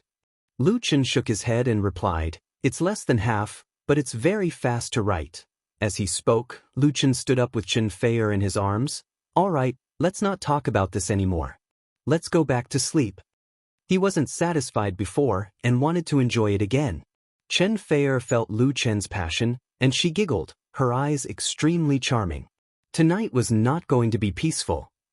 Chapter 705. Time passed quickly, and in the blink of an eye, it was already mid-October. Lu Chen spent the whole of September and early October basically busy with the filming of TV series. He spent more time in Huairou Film and Television City than at home.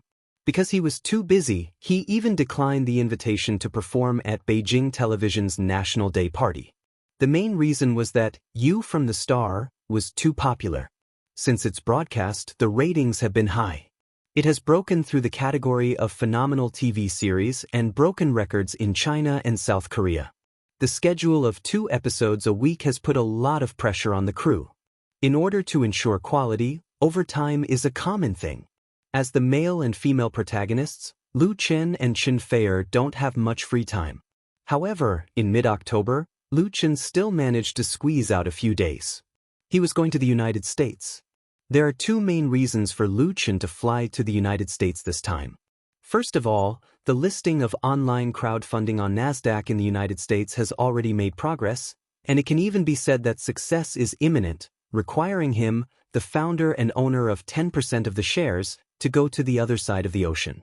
Li Mushi, who had been planning the listing of online crowdfunding in the United States earlier, made more than a dozen phone calls to Lu Chen, and finally threatened him that if he didn't come, she would fly back to Beijing in person to teach him a lesson. Not to mention Lu Chen's personal friendship with Li Mushi and Li Mubai. His development since his debut has been smooth and has not experienced too many twists and turns. He is more or less indebted to the shelter of the big tree known as the Li family. Otherwise, it would be strange if no one covets someone like Lu Chen, who has no background and has done so many profitable businesses. Therefore, it is reasonable to say that Lu Chen should also help Li Mushi solve the problem. After all, if online crowdfunding goes public, his 10% shares will be worth at least hundreds of millions, and it's US dollars. Secondly, Lu Chen also has plans to visit the United States to find a first-class special effects company that can cooperate with him for a long time to improve the strength of Chen Fei Media in this regard. Special effects production was an industry that required long-term investment, and it was also an industry where money flowed like water. It was impossible to rush for quick success. The most important thing was that talents did not fall from the sky. They needed to be carefully cultivated and accumulated. Once they reached an agreement with Marika, Chen Fei Media would arrange for batches of personnel to study in Marika and gradually improve the standard of special effects production. At present, the special effects team under Chen Fei Media can barely cope with the production of special effects for a TV series like You from the Star, but it is much worse for a big movie. The filming of The Smiling, Proud Wanderer was already on the schedule, so the cooperation training plan couldn't be delayed any longer. Otherwise, it wouldn't be good for them to cram at the last minute. Beijing International Airport, Terminal T1. At the security checkpoint, the couple who were about to part were still reluctant to part. Chen Feier adjusted Lu Chen's collar for the last time and said, "Call me first when you arrive in the United States." "Got it?" Lu Chen smiled bitterly and said, "I promise that when I arrive there, the first thing I will do after I get off the plane is to call you to tell you that I am safe." Chen Feier had said the same words several times, as if he would go to the United States and never come back. In fact, this time Lu Chen would only stay in the United States for 5 or 6 days at most. Then go through the security checkpoint quickly. Chen Feier was finally satisfied. He stood on tiptoe and kissed him on the lips. He said, "I will wait for you to come back." Lu Chen nodded, picked up his luggage, and went to the security checkpoint with his assistant. When passing through the security checkpoint, he turned around and waved at Chen Feier. The latter blew him a kiss. After passing the security checkpoint, Lu Chen and his assistant waited in the VIP lounge for more than half an hour, and successfully boarded the direct flight from Beijing to New York in the United States. He boarded the flight of Zhenmei Airlines, the second largest airline in the United States. He boarded the latest Boeing 798, which had just been put into operation. The Boeing 798 was a new generation intercontinental passenger plane launched by the Boeing company. It could carry more than 400 passengers at the same time, and its flight speed was close to the speed of sound. It only took a little more than 10 hours to fly from Beijing to New York. The company booked business class seats for Lu Chen and his assistant because Zhenmei Airlines' Boeing 798 flights were very popular. If they were late, the first-class seats would have long been sold out. However, the facilities in the business class of the 798 were no less than the first-class seats of ordinary flights. A person of Lu Chen's height could also sit comfortably. The cabin also provided satellite internet service, so the journey was not lonely. This time, Lu Chen brought an assistant to the United States. Unlike many celebrities who like to be surrounded by people, Lu Chen had always been very low-key when he traveled. He usually only had one assistant, at most 2 or 3. This time, he was going to the United States, mainly for business matters, so he did not bring Zhang Xiaofang, who had been following him, but asked the company to arrange another assistant for him. The assistant was named Wang Yan, 32 years old this year. She had studied in the United States for many years and had a double master's degree in finance and law. She had just returned to China the year before last. Wang Yan had nothing to do with the entertainment industry, and she was not an employee of Chenfei Media. She was temporarily hired by Lu Shi through her connections to help Lu Chen deal with business affairs in the United States. She was considered a business assistant. Wang Yan's appearance was very beautiful. Although she was in her 30s, because of good maintenance, she looked 27 or 28 years old. Her figure was also first class. But she was not the kind of pure good-looking vase. She was very smart and powerful. She currently worked in a business agency. Because this company had a business cooperation with Chenfei Media, she had dealings with Lu Shi. Lu Shi had a deep impression of Wang Yan, so she specifically asked her for help this time. After all, this time Lu Chen was going abroad to negotiate. Lu Shi had no experience in this area and was powerless. She was afraid that Lu Chen would be cheated and could not guarantee her own interests, so she looked for Wang Yan. Therefore, in terms of treatment, Wang Yan was different from ordinary assistants. She sat in business class with Lu Chen. Most of the people in business class were foreigners with blonde hair and blue eyes. Wang Yan first met Lu Chen 2 days ago.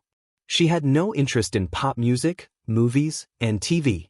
Although she knew what kind of person Lu Chen was, she did not have any thoughts about Lu Chen.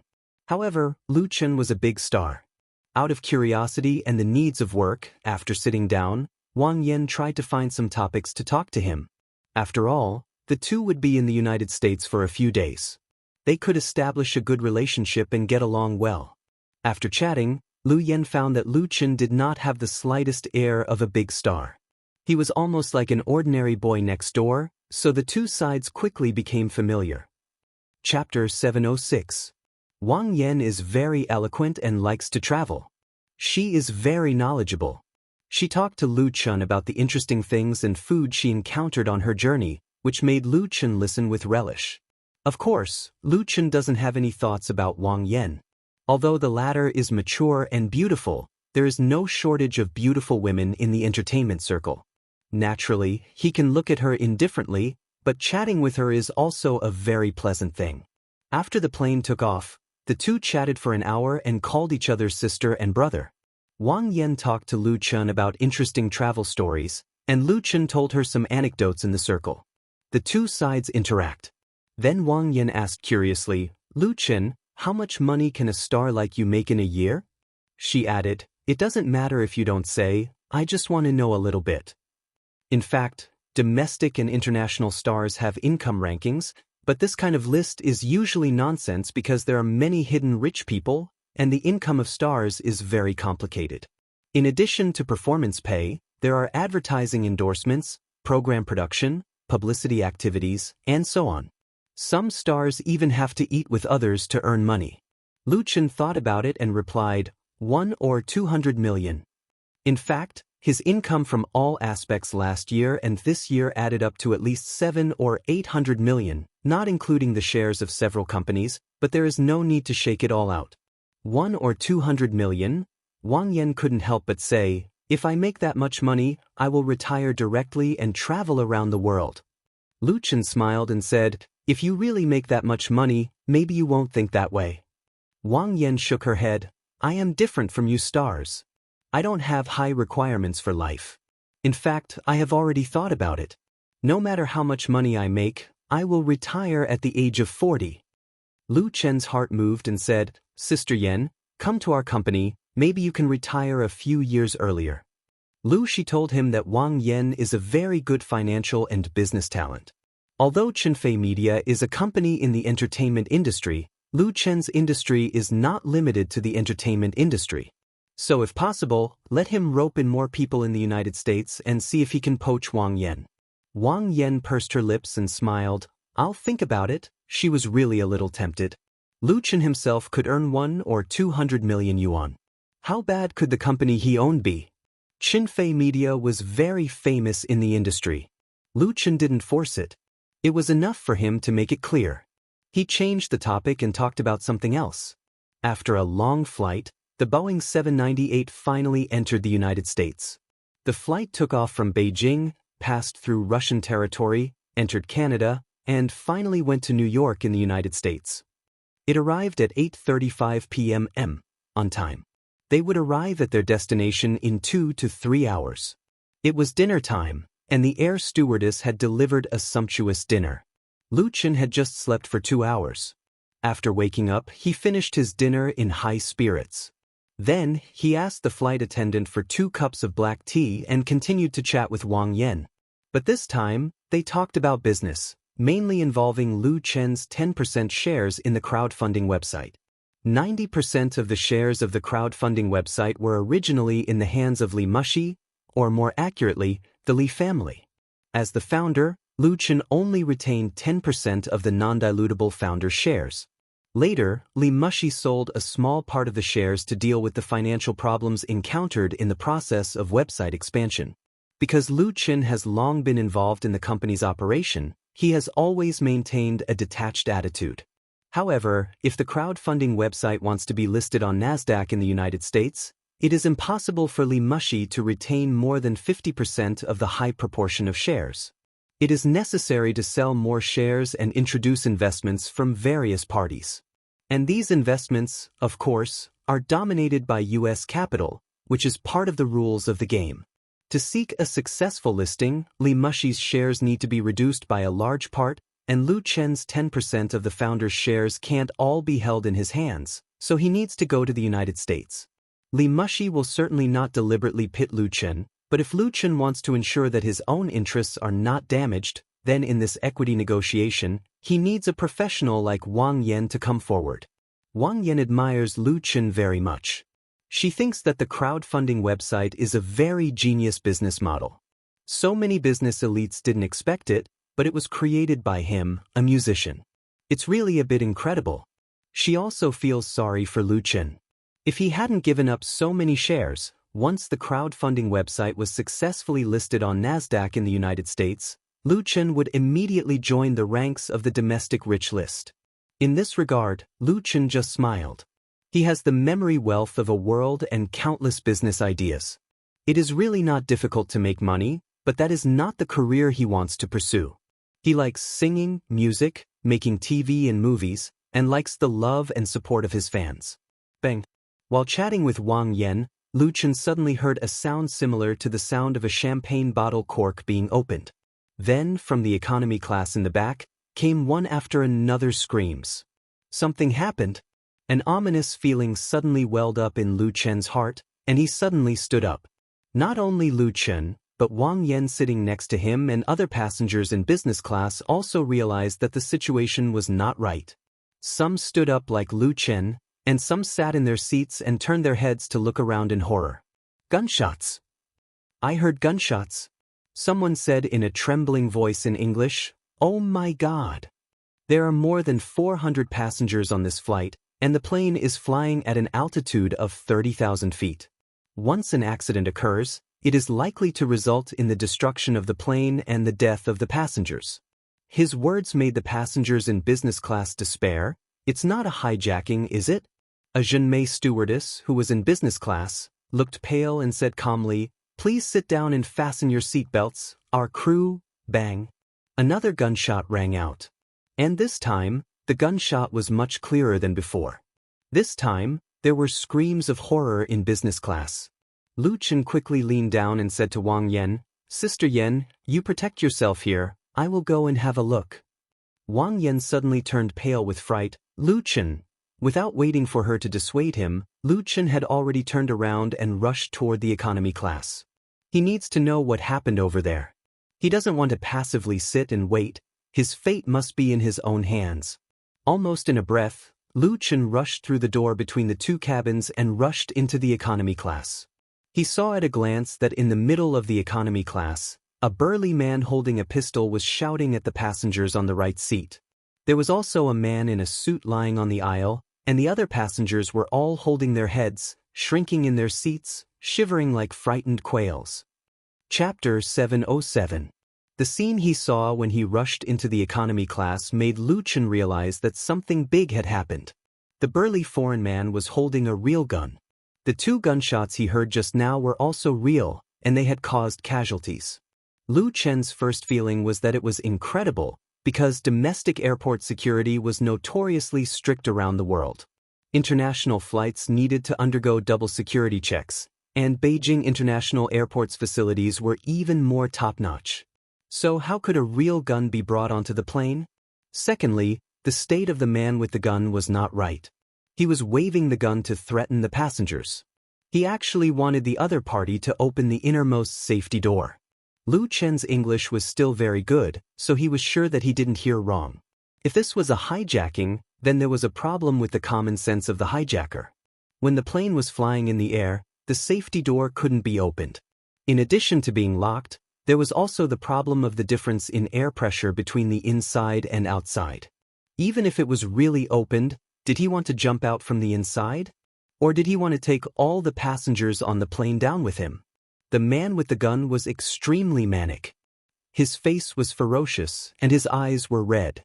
Under the threat of his gun, the passenger was scared out of his wits. He cried subconsciously, Don't kill me." Seeing such a situation, Lu Chen's mind turned. He didn't have time to think about the strangeness of it, so he sped up and rushed to the man with the gun. Lu Chen's move was undoubtedly very dangerous. He was unarmed, and the other party was holding a gun. No matter how good his skills were, he couldn't stop a bullet. But Lu Chen had no other choice. He was saving himself by saving people. Once the plane had an accident, no one would survive.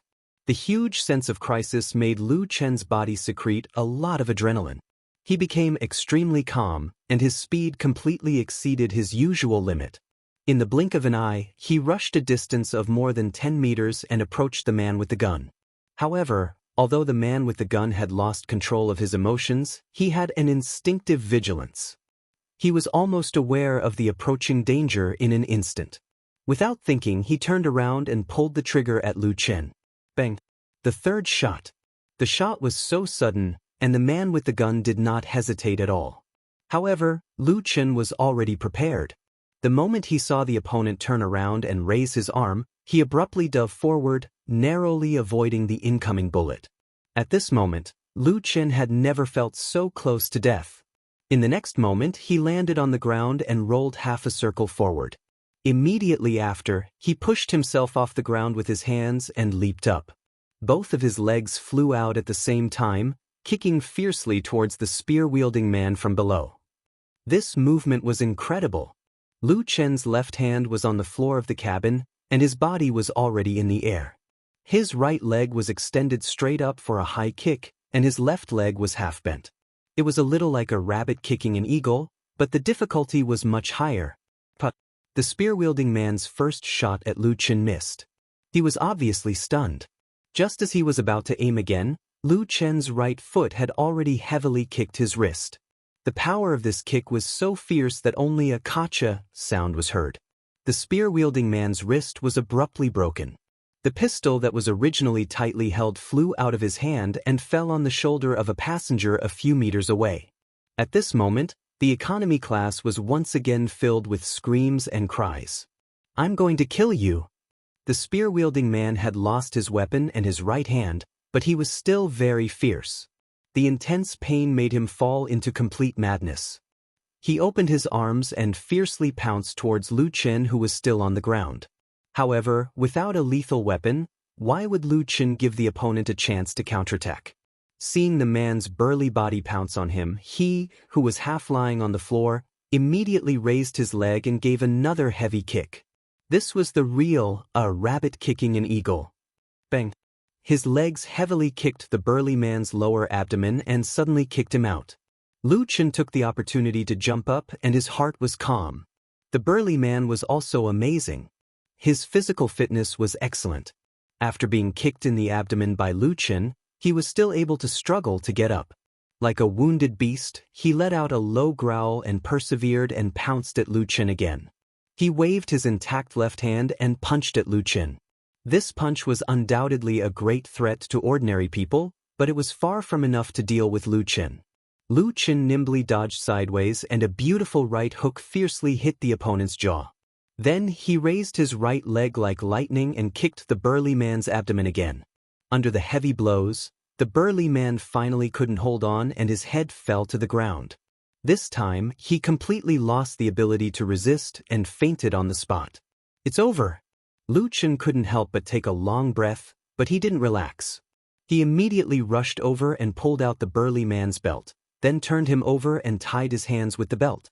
After confirming that the murderer had been subdued, Lu Chen stood up again and said loudly, "Everyone is safe." Because most of the passengers on this flight were foreigners, he shouted in English. The fight between Lu Chen and the burly man ended so quickly that many of the frightened passengers didn't immediately react. After a while, they confirmed that they were really safe. Then the whole cabin exploded. Some people cried loudly, some thanked God for their blessings, some applauded Lu Chen for subduing the murderer, and some took out their mobile phones to film. It was chaos inside. Several frightened flight attendants ran over. They maintained order while treating the people who fell to the ground. A total of 2 people were injured and fell to the ground. One of them was just knocked out by the burly man, but the other person was shot in the abdomen and was bleeding. The situation was quite critical. Lu Chen didn't stay idle. He borrowed ropes from other passengers and tied the burly man firmly.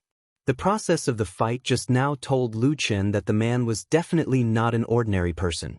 He was able to defeat the man completely because of a surprise attack. There was a lot of luck involved. So even if the man was unconscious, he didn't dare to be careless.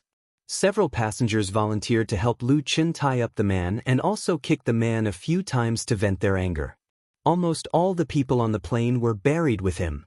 After solving the culprit, Lu Chen helped the flight attendants treat the wounded who were shot. Through a conversation with the flight attendants, he learned that the wounded person was a plainclothes air police officer on the flight. He was attacked in the process of stopping the burly man's murder. The pistol was the air police's gun. One of Lu Chen's big questions was solved. The air police's gun and bullets were specially made. The power was much weaker than ordinary pistols. It couldn't penetrate the cabin wall of the plane, but the lethality to people at close range was not low. The air police officer was seriously injured. Whether he could survive in the end, it really depended on their God's blessing. But more than 400 other passengers and crew members, including Lu Chen, could continue to live well.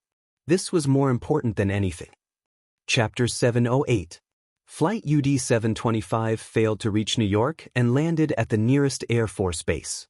When a dangerous situation occurred in the economy class, the captain immediately activated the anti-hijacking plan, alerted the air traffic control, and switched the plane from autopilot mode to manual control, preparing for a forced landing.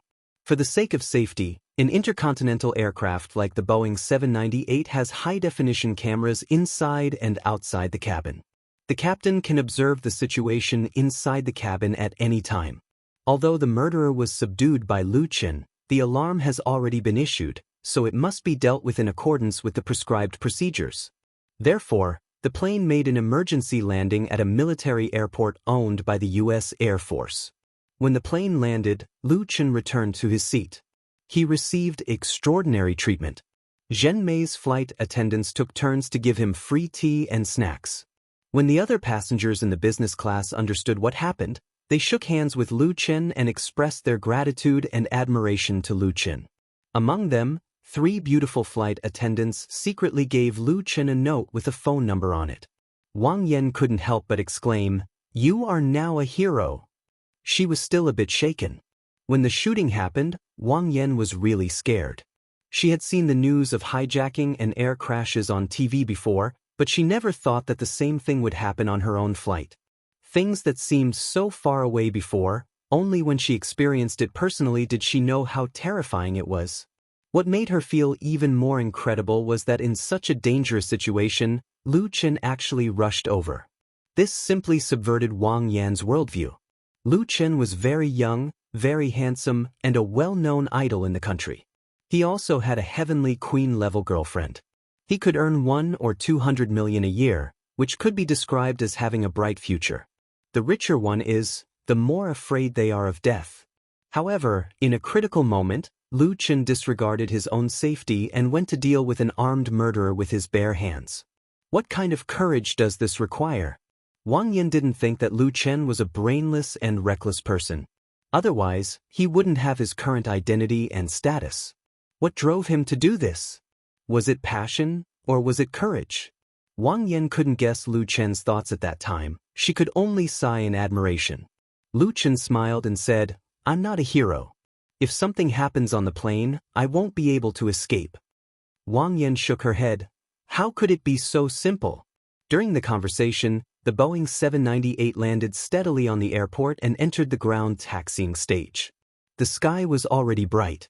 There was a difference of more than 10 hours between the United States and China, so the morning flight from Beijing International Airport would still arrive in the morning. A faint morning mist shrouded the land. Through the porthole, he could see vehicles with flashing lights parked beside the runway outside. There were police cars, fire trucks, ambulances, anti-riot vehicles, and so on. It was exactly a scene from an American blockbuster. Some of the more reckless Americans took pictures with their phones. Now that they were safe, everything that had happened before was undoubtedly a very exciting experience for them. After taking a photo, he could go back and brag about it. When the plane stopped, the hatch opened, and immediately a team of heavily armed SWAT officers rushed in and quickly took control of the entire plane along with more than 400 passengers on board. This was the basic procedure for anti-hijacking and terrorist attacks. The seriously injured air marshal was sent to first aid. The pistol, as the most important evidence, was taken away by the SWAT officers. Then the passengers were arranged to get off the plane in an orderly manner. Moreover, under their strict control, carry-on luggage couldn't be taken away for search, and all the passengers' mobile phones were confiscated. Although the passengers were treated rather rudely, no one complained. They were already extremely lucky to have survived such a terrible disaster. Lu Chen and Wang Yan also got off the plane, but Lu Chen received different treatment from ordinary passengers. He was politely invited to an office in the airport by a policeman wearing a black bulletproof vest. In this office, Lu Chen was questioned by a middle-aged man who claimed to be an FBA officer, mainly to understand what happened at the time. Because he stopped the murderer in time, the FBA man was very polite, but the content of his inquiry was extremely detailed, including Lu Chen's identity, family, purpose of going to the United States, and so on.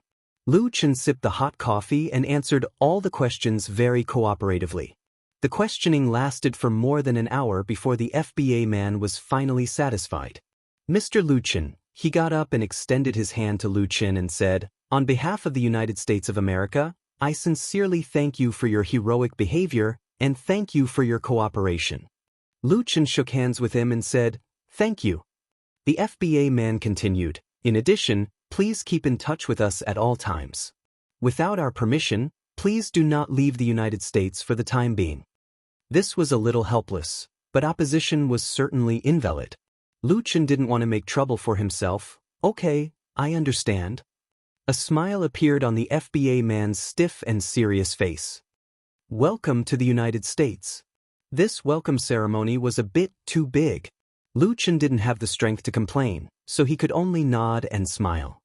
He suddenly thought of something and asked, "Can I call my family?" His phone was also taken away. The FBA man hesitated for a moment, but he still made an exception and allowed Lu Chen to use the phone in the office. Lu Chen first called Chen Fei. Of course, Chen Fei didn't know what had happened on the UD-725 flight. She thought that Lu Chen had already arrived in New York, and wondered why Lu Chen didn't use his own phone to make the call. Considering that Chen Fei would know the truth sooner or later, Lu Chen didn't hide it and told her everything. After listening to it, Chen Fei was stunned for a long time. Then she sobbed and said that she wanted to fly over immediately to accompany him. She almost lost Lu Chen. Lu Chen could only comfort her, saying that he was fine. After a long time, he finally calmed his girlfriend down. Then Lu Chen told Lu Shi that he was safe and told his sister to tell his mother that before the news came out, the company should keep quiet for the time being. As a result, Lu Shi also said that she wanted to fly to the United States. Lu Chen could only comfort her again. His international long-distance call lasted for nearly an hour. After that, Lu Chen and Wang Yan were able to meet again and get their luggage.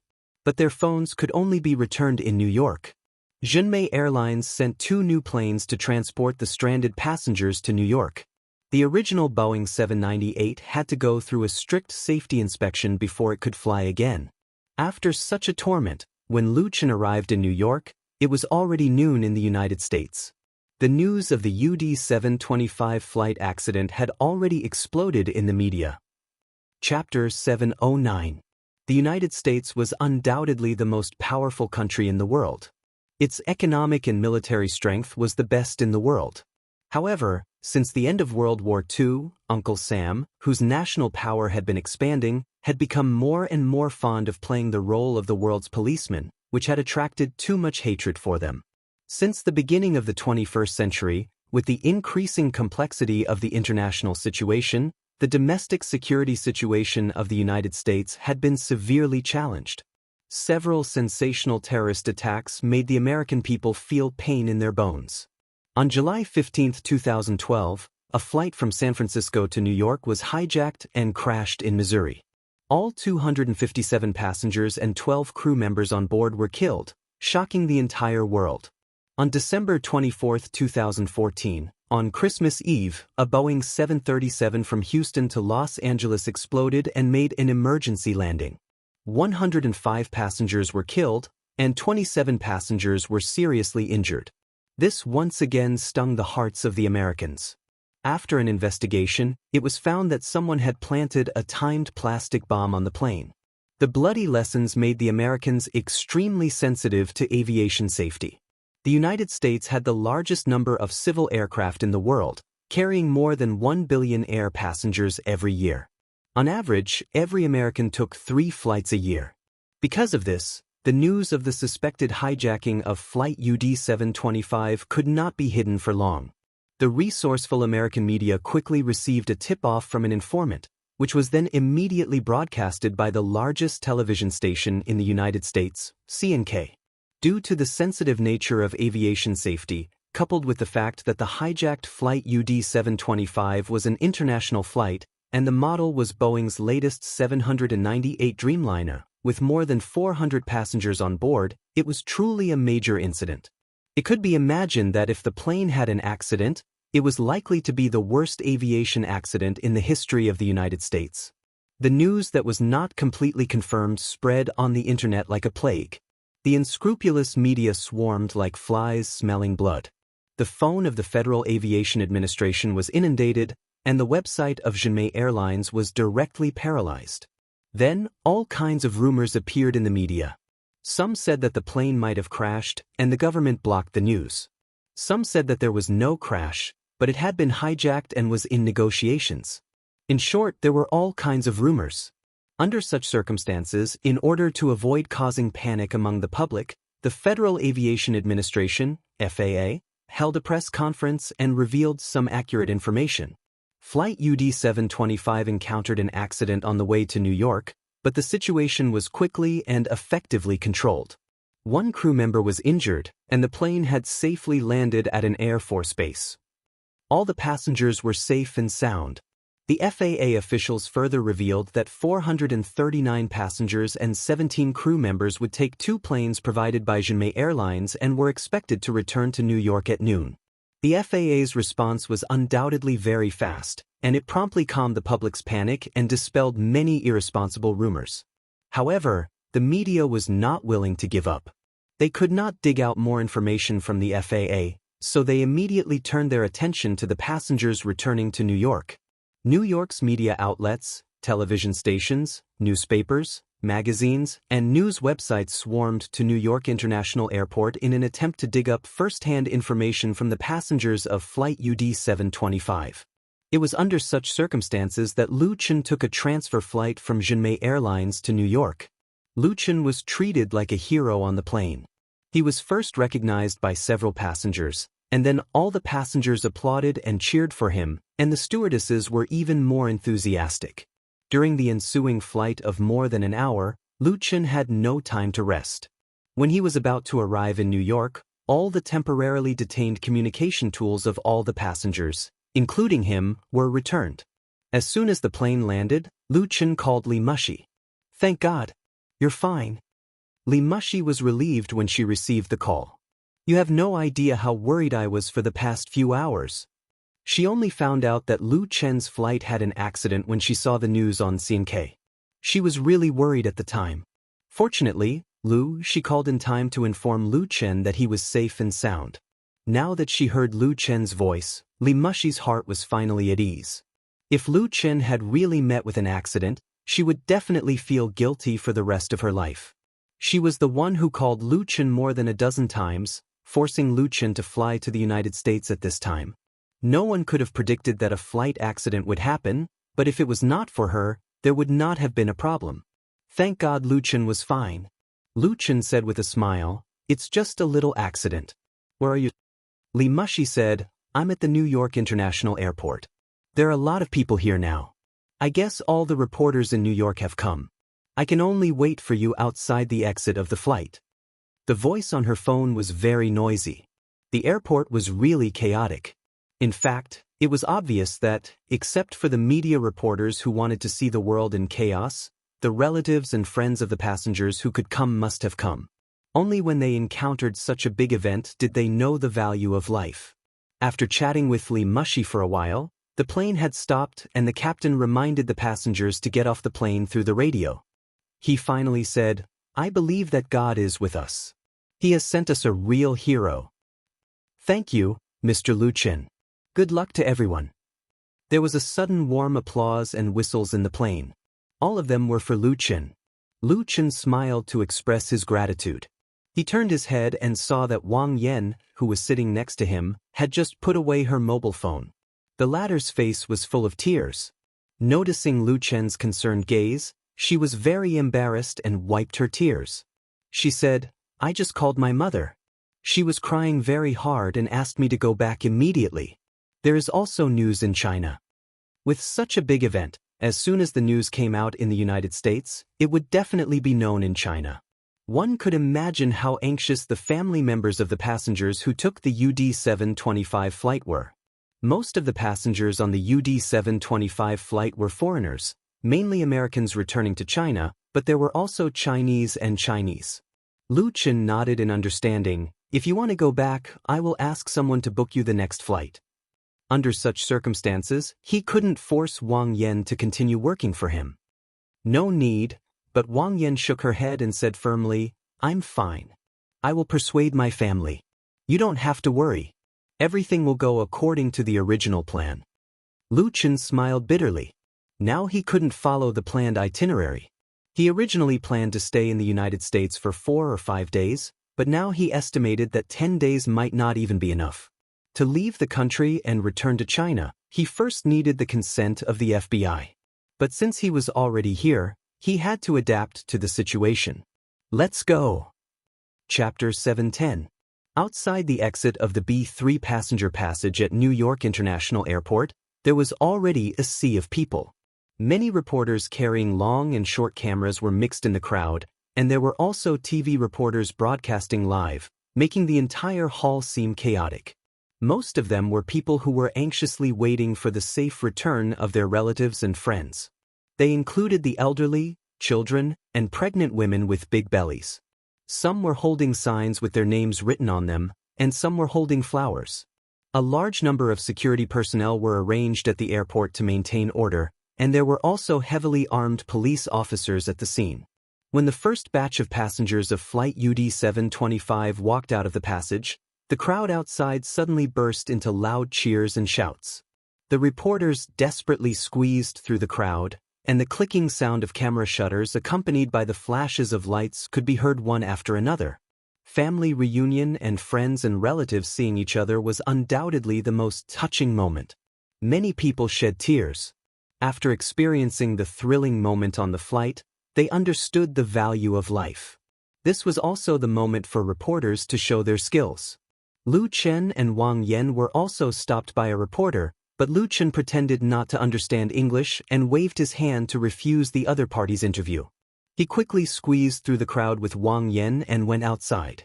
The reporter holding the microphone shrugged and didn't care too much. He turned to look for a new target. He certainly didn't know what he had missed. Lu Chen. A shout full of surprise let Lu Chen smoothly find Li Mushi, who came to greet him. Lu Chen smiled and said, "Sister Mushi." After not seeing each other for a while, Li Mushi's figure was a little slimmer. Her skin was tanned a lot in the United States, but it looked healthier. She was wearing a white and green floral dress, which was very feminine. Li Mushi quickly stepped forward, opened her arms and gave him a big hug. This hug was quite erotic, which made Lu Chen a little embarrassed. Li Mushi let go of her hand, clenched her fist and hit him on the chest. "You really scared me," Lu Chen said with a smile. "Aren't I fine now?" Li Mushi shook her head and said, "Let's go. I'll take you to the hotel first." Li Mushi drove over in person. A white four-door Maserati coupe, carrying Lu Chen and Wang Yan to Manhattan, New York. Manhattan was the most densely populated of the 5 boroughs of New York City, about the size of New York County. It was surrounded by the East River, the Hudson River, and the Harlem River. It also included some small islands and an enclave on the mainland. This area, where every inch of land was worth its weight in gold, was described as the economic and cultural center of the entire United States. It was also the location of the headquarters of the United Nations. Wall Street in Lower Manhattan had the New York Stock Exchange and NASDAQ. In addition, its real estate market is also the most expensive in the world, and many multinational companies have set up their headquarters here. Li Mushi booked a Hilton hotel in the center of Manhattan for Lu Chen. She booked a long-term business suite in this hotel and sat in command of the battle of the online crowdfunding listing on NASDAQ. For a young China internet company like the online crowdfunding, although it has shown good development prospects and profitability, if it wants to be listed on NASDAQ, it has to go through many games and give up part of the benefits to get what it wants. The elites of Wall Street are absolutely the kind of people who eat people without spitting out the bones. Li Mushi has been in New York for some time, and now she has made a breakthrough. Otherwise, she would not have brought Lu Chen to the United States. "Are you satisfied with this room?" After entering the door, Li Mushi said, "If you are not satisfied, we can change it." Lu Chen said with a smile, "What's not satisfied? It's already very good here." "Sorry to trouble you, Sister Mushi." Lu Chen used to live in a 10-square-meter basement for a year or two. Now he lives in a 5-star hotel in Manhattan. What can he be dissatisfied with? He doesn't have that kind of celebrity disease. "What trouble?" Li Mushi waved her hand and said, "You rest first and get rid of the jet lag. I'll invite you to dinner in the evening." Lu Chen didn't treat her as an outsider. "Okay." Li Mushi nodded. She suddenly hugged Lu Chen and kissed Lu Chen on the face. Lu Chen was stunned. Li Mushi giggled and said, "Don't think too much. I just want to kiss you. I find you very cute." After that, she turned and left, closing the door. Lu Chen touched his face, not knowing whether to laugh or cry. He took out his cell phone and called Chen Fei, first. After telling his lover and family that he was safe again, he went to the bathroom to take a good bath, then lay down on the bed in the bedroom and soon fell asleep. At the same time that Lu Chen fell asleep, the news and online media circles in the United States could be described as turbulent. After the Federal Aviation Administration, FAA, held a press conference on Flight UD 725, the sensitivity of related news had dropped to a lower level. After all, there was no terrorist attack or plane crash. Only one crew member was injured, and all the passengers returned safely. No matter how big the incident was, it was very limited. However, the media reporters, through on-site interviews at the airport, learned that there was a shooting incident on the flight. The real situation was not as simple as it seemed. What interested the reporters the most was the hero that every passenger was talking about.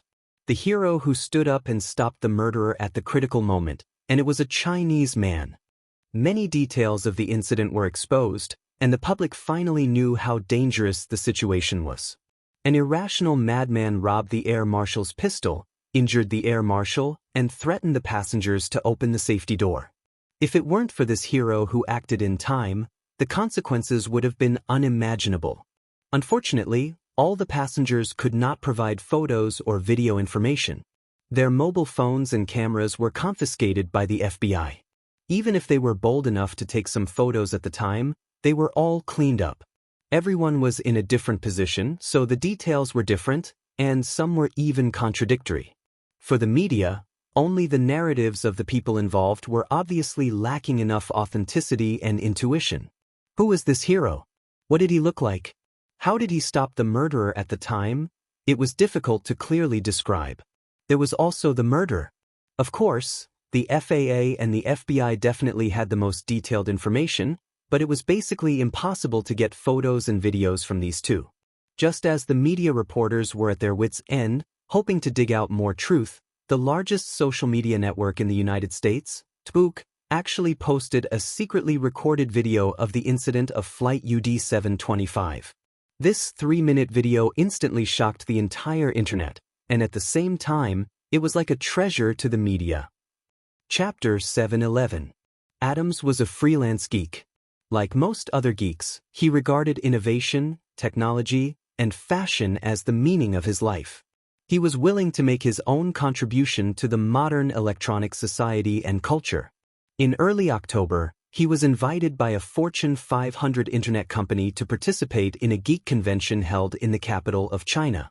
Then he spent several days in Beijing, visiting famous tourist attractions such as the Forbidden City and the Great Wall.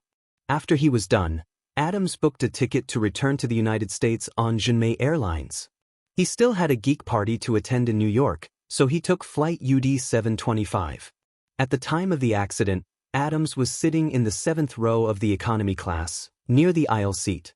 When he realized that something was wrong, he immediately took out the Selfie Go sports camera that he carried with him, crouched in his seat, and secretly took photos.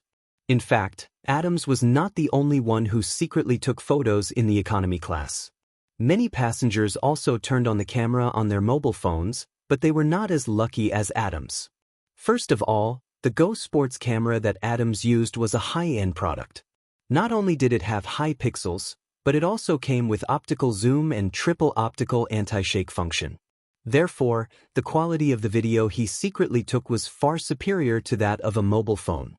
He was also very courageous. When the burly man fired, he still risked his life to continue filming, so he captured the most complete process of the entire incident. After the secretly filming was completed, Adams quietly copied the video stored in the camera to the USB drive, and then he stuffed the USB drive into his sneakers. The facts proved Adams's cleverness. After the plane made an emergency landing, all the electronic devices of the passengers were confiscated by the FBI, including Adams' Go sports camera. When he got back his camera, the memory card in it was actually replaced with a new one, and the capacity was doubled. The reason was very simple. Adams recorded the scene, and it was not safe to just delete the video. There was a possibility that the technology could recover it, so the FBI simply replaced the original. On the surface, of course, Adams scolded the FBI, but after getting off the plane, he immediately returned to his residence in New York, simply edited the video stored in the USB drive, and uploaded it to his Audiobook account. The video was labeled UD 725, Dreamy Airlines, Hero, Truth, etc. Tbook was the largest social network in the United States and the world, with more than 1.5 billion registered users. It was also the world's largest photo and video sharing website, with more than 500 million photos uploaded by users every day. At the moment, the biggest hot topic on Tbook was undoubtedly the UD725 incident. This was also the place where all kinds of rumors took place. Before the FAA's official statement was announced, countless news and rumors had already spread on Tbook, causing people to panic. After the FAA held a press conference, the heat of the incident dropped significantly. After all, there was no hijacking or terrorist attack, so everyone paid less attention to it. But UD725 was undoubtedly the most popular search term on Tbook today. Therefore, when Adam's high-definition video of the scene was uploaded for only half a minute, someone immediately noticed it and forwarded it. Then, like a plague, it spread on Tbook. The number of clicks and reposts reached a terrifying level. It only took 10 minutes for it to reach the trending list on the homepage of Tbook. This video caused a great sensation in the Tbook circle. Countless media reporters heard the news and rushed to download it. At the same time, they desperately tried to contact Adams. When many Tbook users saw this video for the first time, they first doubted its authenticity. Because as a candid video, Adams shot it too well. Whether it was clarity, stability, or shooting angle, it was close to professional standards. It gave people the feeling that it was a posed shot. Moreover, the content of the video was also very shocking, especially the process of Liu Chen rushing toward the armed man. The scene of the latter shooting at Liu Chen was simply breathtaking. In such a dangerous situation, Liu Chen completed an incredible counterattack, knocking down the armed man with lightning speed, thus saving flight UD725 and more than 400 passengers on the plane. Is this real? Could it be a prank made by some cameraman himself? Fuck, is this a clip from a movie? Don't try to fool me. It's too clear. Student Adams, please use some thought. Wouldn't it be more realistic if it's blurred? OMG, is it real or fake? This hero is from China? This doesn't make sense. Go eat such *T. It's too fake. Whoever believes it is an idiot.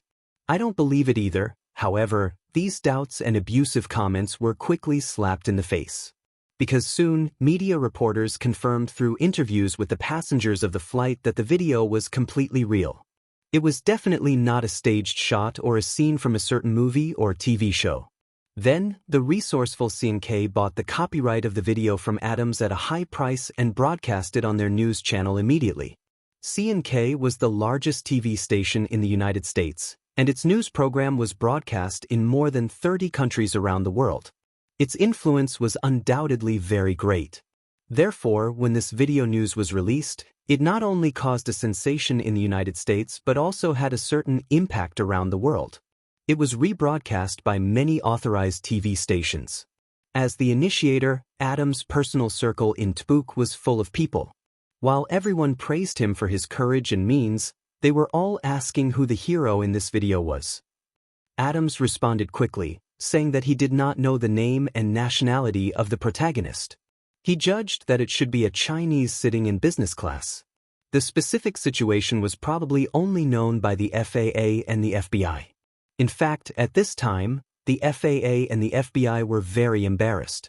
The former had just announced that the incident was not serious, but the leaked video proved that their definition of the word serious had serious problems. The FBI's negligence allowed Adams to take advantage of the loophole, which was also a big loss of face. However, the two of them could do nothing. After all, this did not involve national security. It was completely an accident, and they could not punish Adams according to the relevant regulations. Moreover, the secretly filmed video had been spread all over the world. It would be a waste of effort to cover it up. Under the pressure of public opinion, the FAA and the FBI had no choice but to announce again that they would release the results of the investigation as soon as possible to give an explanation to all the people who were concerned about this incident. But the media was too lazy to pay attention to the FAA and the FBI. Like the people of the United States, they were most concerned about, who was this hero from China? Chapter 712. Who was this hero from China? The FAA and the FBA definitely had accurate intelligence, but the US media would not target these two bureaucracies because they were too familiar with their behavior. Asking them would be a waste of time. Therefore, Dreamy Airlines was severely harassed, and the crew members of Flight UD-725 were also affected. However, Dreamy Airlines also had their own principles. They were determined not to disclose the information of their passengers. As for the flight attendants on this flight, they also had limited information. Dreamy Airlines also issued a gag order to the flight attendants. Before the federal agency's investigation was completed, they were not allowed to disclose any information to the public. After all, they did not dare to offend the FAA. Some other media focused their attention on the video itself and invited professionals to analyze it. They really did analyze a lot of things. Combined with the interviews of the passengers on the scene, plus the video that lasted 3 minutes and 7 seconds, CNK first restored the entire incident. First, at 4:15 a.m., a passenger sitting in the middle seat of the 15th row of the economy class, who was the suspect, suddenly attacked the passenger next to him for no reason. The passenger who was attacked instinctively screamed for help, so a plainclothes air police sitting in the second row of the economy class immediately got up and stopped the suspect. However, the plainclothes air police underestimated the strength of the suspect and was knocked out by the latter.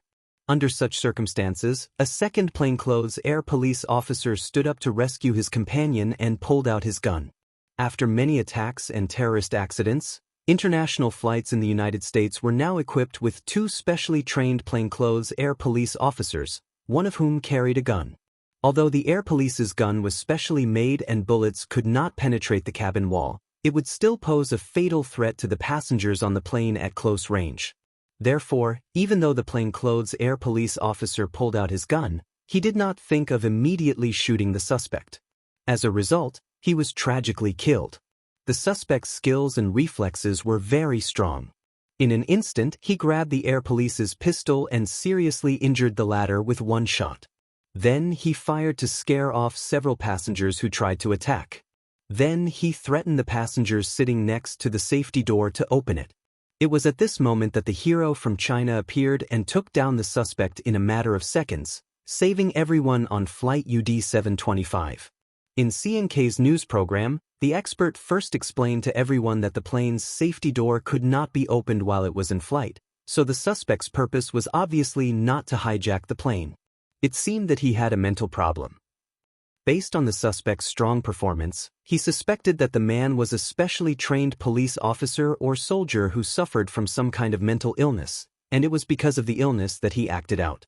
And it was precisely this kind of person who was very dangerous. Although the safety door could not be opened, and the pistol he snatched could not penetrate the cabin wall, it still posed a great threat to flight safety.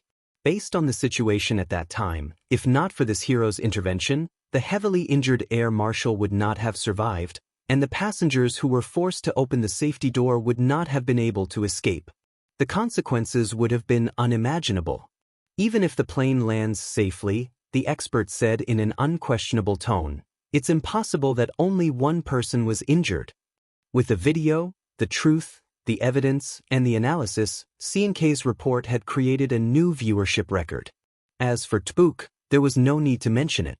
Countless people were discussing it in full swing. The modern internet was terrifying, but it was also extremely efficient. Countless secrets were often easily exposed on the internet. With the evidence of the crime scene, the suspect was the first to be identified. The suspect's name was Wolf Cook, 32 years old. He was a former member of the U.S. Marine Corps. He had carried out many missions overseas and retired due to injuries in 2015. People who claimed to be Wolf's friend revealed that he suffered from PTSD, or post-traumatic stress disorder. PTSD was a psychological disease often suffered by U.S. veterans. According to the U.S. Department of Veterans Affairs, 22 veterans died of suicide in the United States every day, which was equivalent to a veteran committing suicide every 65 minutes. The total number of veterans who committed suicide each year was more than 8,000, which was equivalent to almost 20% of all suicides in the United States. PTSD was one of the biggest culprits of these tragedies. Wolf's symptoms were not particularly serious, and he was actively receiving treatment. In order to better ease his mood, he chose to travel, and the nearest stop was to China. His abnormal reaction on flight UD 725 was most likely the result of a sudden outbreak of PTSD. The truth was revealed bit by bit. Lu Chen's true identity was not hidden for too long, but it was not his friend who was exposed. Modern news spread extremely fast. Flight UD 725 was a flight from Beijing to New York. Although most of the passengers on this flight were Americans, there were also Chinese. Therefore, as soon as something happened here, the domestic news media quickly reported on it. The Singapore News Agency's New York branch office and the Central Television's New York press station immediately sent reporters to the New York International Airport for on-site interviews. They also contacted the FAA spokesperson for a phone interview and passed the news of the local media back to China in a timely manner. In fact, at this time, except for a few people, no one knew that Lu Chen was on flight UD 725. Lu Chen's trip to the United States was very low-key. He did not mention it on Xinfei Media's official V and his own blog. But when the secretly filmed video appeared on Audiobook, the situation was completely different. Although Lu Chen did not have much influence in the United States, and few Americans knew him, there were always overseas Chinese or students who watched his movies and TV series and listened to the pop songs he created. Therefore, someone recognized Lu Chen at that time, but they were not sure, so they downloaded the video and put it on a domestic website for people to identify and analyze. Many of Lu Chen's fans were dumbfounded after watching the video. Isn't this Lu Chen? Therefore, the domestic media also exploded. The same video spread rapidly on Wave's blogs, forums, Tieba, and QQ groups, and then Xinfei Media's phone was blown up. If it weren't for the wrong time, it was estimated that a large number of reporters would have directly blocked the door. Under such circumstances, at 7:30 a.m. Beijing time on the 17th and 19:30 a.m. New York time on the 16th, Xinfei Media released an official statement on Wave's blog. The hero who saved flight UD 725 was confirmed to be Lu Chen. Chapter 713. As soon as Xinfei Media's official statement came out, it immediately set off a climax of domestic public opinion. Lu Chen's fans were undoubtedly the most excited, because their favorite idol had just done a great thing that caused a sensation in the world, and it was an absolutely positive heroic deed. Damn, this is too awesome, I'm so proud. The video from Audiobook was crazily pushed to more places by De Chen's fans, such as blog forums, QQ groups, and WeChat moments. As for the domestic media, it was also boiling. The portal website reacted the fastest. It directly put up the headlines with all kinds of blood-boiling and thrilling titles, and they were all big and bold. As for the TV stations and other official media outlets, their attitudes were relatively reserved and cautious. However, the big TV stations had to pay attention to the direction of public opinion. The small local TV stations were much less principled and directly broadcasted the 3-minute video from their morning news programs. This time, many ordinary people who didn't go online saw it, and they were all shocked and amazed. To be honest, even when Lu Chen's fans saw the video for the first time, they felt unbelievable. Although everyone knew that Lu Chen had good skills, and he wasn't comparable to those little fresh meat stars who sold their faces. Lu Chen saved Tian at the scene of the party in Hangzhou, and beat up the little Japanese bodyguard while filming in Jeju Island. These are all stories that fans relish. But this time, the situation was completely different. First of all, on an international flight, he faced a strong man with a deadly weapon, and it was said that he was a member of the U.S. Marine Corps. That was a real elite. No matter how high one's martial arts was, they would still be afraid of a kitchen knife. Everyone knew that flesh and blood couldn't fight against guns at all. This was the real world, not the fantasy plane in YY novels. Didn't you see the passengers in the cabin being silent under the threat of a small pistol? No one resisted at all? And at the most critical moment, Lu Chen resolutely stepped forward and faced the muzzle of the gun. What kind of courage and boldness did this take? Lu Chen wasn't a barefooted desperado. He was able to do such a move, and it was by no means a hothead. He succeeded. Not only did he dodge the incoming bullets, but he also defeated his powerful opponent in one fell swoop, turning the tide. How could such an idol not be loved and worshipped? The only regrettable thing for fans was that, until now, apart from the official statement of Chunfei Media, the well-deserved leading actor Lu Chen has not made a sound. The latest blog post on his blog was posted the day before yesterday. As a result, countless fans swarmed into Lu Chen's blog and started a general discussion in his comment section. My Chen is mighty. Summoning Lu Chen big, please show your face, show your chest, show your thighs. Chen, am going to shock the entire United States. The people of Shanghai have sent a congratulatory message, congratulating me for making a name for myself in the outer realm and saving the people of the United States from disaster. The people of Mountain City send their congratulations. Aya, do you think Big Lu Chen is injured? Tudidi, go to hell with your jinx. Pray for peace. In the past, in Lu Chen's blog, there was always a small group of anti-fans jumping up and down, saying sour words, spitting dirty water, and disgusting people even if they can't win. This time, all the anti-fans disappeared, and the wind in the comment area was completely one-sided. Who dared to say bad things about Lu Chen?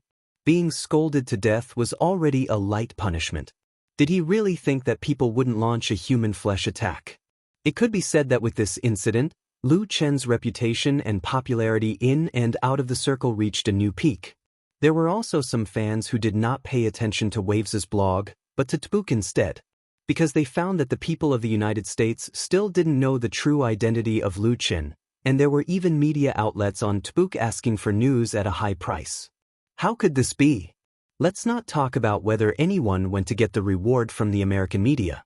There were not a few Chinese people who played Tbook, including Lu Chen's fans. They immediately posted all kinds of information about Lu Chen on their respective Tbooks, including Lu Chen's personal photos, songs, film and television works, etc. All of them were posted. These pictures and facts, information made the American media feel like they had found a treasure. Then they found out that this hero was not only a real Chinese, but also a big star in China's entertainment industry. This was really amazing. Countless American netizens who found out the truth ran across the Pacific to China according to the information provided by the Chinese people on Tbook and left a lot of comments on Lu Chen's Waves blog. The words used by these foreigners were much more exaggerated, all kinds of shocking, all kinds of worship and respect. Then their messages were translated by netizens who understood English, and it gave a big wave of popularity. The social networks in China and the United States were boiling because of Lu Chen alone. At this time, Lu Chen was still sleeping soundly in the Hilton Hotel in Manhattan. His personal phone was on the bedside table charging. The only person who could directly contact Lu Chen was probably Li Mushi, but there were only a few relatives and friends who could find Li Mushi, and Li Mushi didn't want to disturb his rest. Therefore, for the outside world, Lu Chen was temporarily in a state of uncontactable, until he was awakened by the sound of the bedside phone. What time is it? Lu Chen tried to open his sleepy eyes and found that the sky was completely dark. He reached out and grabbed the phone in a daze and put it to his ear. Hello. A somewhat familiar voice came from the phone. Mr. Lu Chen, I'm sorry to disturb you. The other party spoke English. Lu Chen suddenly woke up. Mr. Morpheus from the FBI? The other party was surprised. Mr. Lu's memory is really good. I'm Morpheus. This Mr. Morpheus was the FBI official who talked to Lu Chen at the Air Force Base. Because his accent was a little special, Lu Chen remembered it very clearly and recognized him immediately. As for how the other party called his room, Lu Chen didn't even bother to ask. Was it difficult for the FBI to track his whereabouts? Hello, Mr. Morpheus, what can I do for you? Morpheus smiled and said, Mr. Lu, you're now a hero in the news and social media. Here's the thing, we and the FAA will hold a press conference tomorrow morning at 9 o'clock, mainly to explain the truth of the UD-725 incident to the public. We hope you can also attend. Lu Chen thought about it and felt that there was no harm in this matter, so he said, no problem. Morpheus was very happy. That's good, we'll send someone to pick you up tomorrow morning. Also, our president already knows about your heroic deeds. Chapter 714. The President of the United States? Morpheus' last sentence made Lu Chen feel a little overwhelmed by the unexpected favor. The current President of the United States, Roxanne Lester, was the first female president in the history of the United States. Her grandfather, McAdam Lester, was also the 40th President of the United States. This female president, who came from a political family, was smart and powerful. She enjoyed a high reputation in the United States and internationally. She also won the Nobel Peace Prize. This year was already her second term in office. Lu Xun had seen Roxanne in the domestic news many times. He did not expect to have an encounter with the female president of the United States.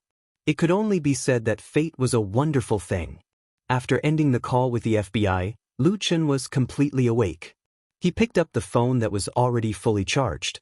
He turned it on and saw that it was 8:40 p.m. in the United States.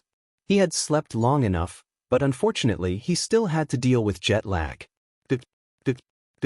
As Lu Xun was thinking, the mobile phone in his hand suddenly made a vibrating sound, and it was a continuous vibration.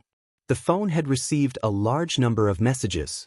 Lu Xun's mobile phone was equipped with a private number card. In the address book, other than family members, there were also friends. Only the phone on the address book list could make calls, including short messages. The number of messages was very surprising.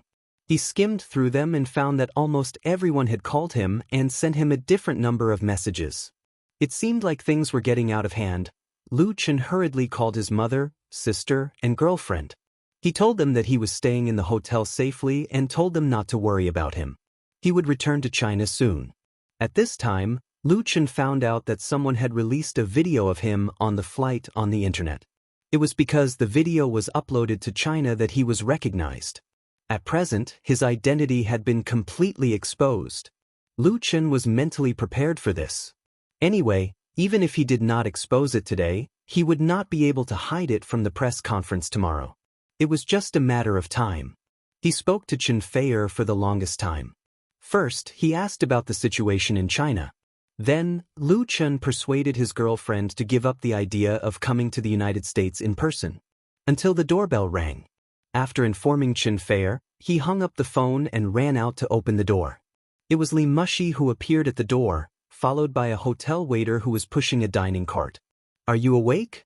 Li Mushi chuckled. "I originally wanted to treat you to a feast tonight, but I know that you must be very busy right now. You don't even have time to answer my call, right? So I asked the hotel to send dinner up." Lu Xun was really hungry. He smiled and said, "Thank you so much." The waiter pushed the dining cart in and skillfully placed the exquisite dishes on the dining table in the suite. Finally, he put flowers and candles on the table. Li Mushi took out a tip and sent the waiter away. Then, she sat at the table with Lu Xun. Lu Xun didn't stand on ceremony. He picked up his knife and fork and started eating heartily. Li Mushi had already had her dinner. She poured herself a glass of red wine and slowly sipped it in her hand. She looked at Lu Xun and scrupulously with a pair of charming eyes. Although the two sides were already very familiar with each other, Li Mushi's eyes still made Lu Xun feel creepy. He couldn't help but ask, "Sister Mushi, why are you looking at me like this? Don't you recognize me?" Li Mushi chuckled, put down her glass and said, "I don't recognize you a little. I didn't expect you to become a hero of the Americans. Why are you so bold? Are you really not afraid?" Lu Xun said frankly, "It's definitely a lie to say that I'm not afraid at all. But at the time, someone had to stand up and stop him. Otherwise, the situation would be unpredictable. And I was also on this flight. If something happened, I couldn't escape. I had no choice. To be honest, the situation at that time was really too dangerous. Even if his reaction was half a second slower, the result was likely to be death on the plane. Now that he thought about it, he was still a little scared. But if Lu Xun had to do it all over again, he would still choose to take the risk without hesitation." Li Mushi looked at Lu Xun in a daze. There was a complicated look in her eyes. There was something that was a little unclear. After a moment, she hurriedly avoided Lu Xun's puzzled eyes. Probably because of the red wine, her face was faintly flushed. She hurriedly got up and said, "I'm a little drunk. I'll go back to my room to rest first." Lu Xun was a little puzzled. The Li Mushi in front of him was not like her usual appearance. She was a lot more feminine, and she was even hesitating when she spoke. But he didn't think too much about it. He got up and said, "I'll walk you out. By the way." Lu Chen briefly told Li Mushi about the FBI informing him to attend the press conference tomorrow. Li Mushi said without hesitation, "I'll go with you." Lu Chen nodded and said, "Okay." He walked Li Mushi out of the room and then came back to finish the late dinner. In the middle, Lu Chen received a call from Liao Jia. "You're so awesome." Liao Jia shouted on the phone, "I've watched your video 3 times. I didn't expect you to be so awesome." Lu Chen said with a smile, "In fact, it's also luck. It's hard to say if I repeat it again." "You don't need to be modest." Liao Jia said, "To be honest, I've only admired one person in my life. You're the second one." Lu Chen didn't need to ask to know that the person who made Liao Jia admire was Gao Yi, the lead singer and soul of the band Black Raven. Gao Yi was Liao Jia's music and spiritual mentor. Even though the latter had passed away many years ago, he had never forgotten her.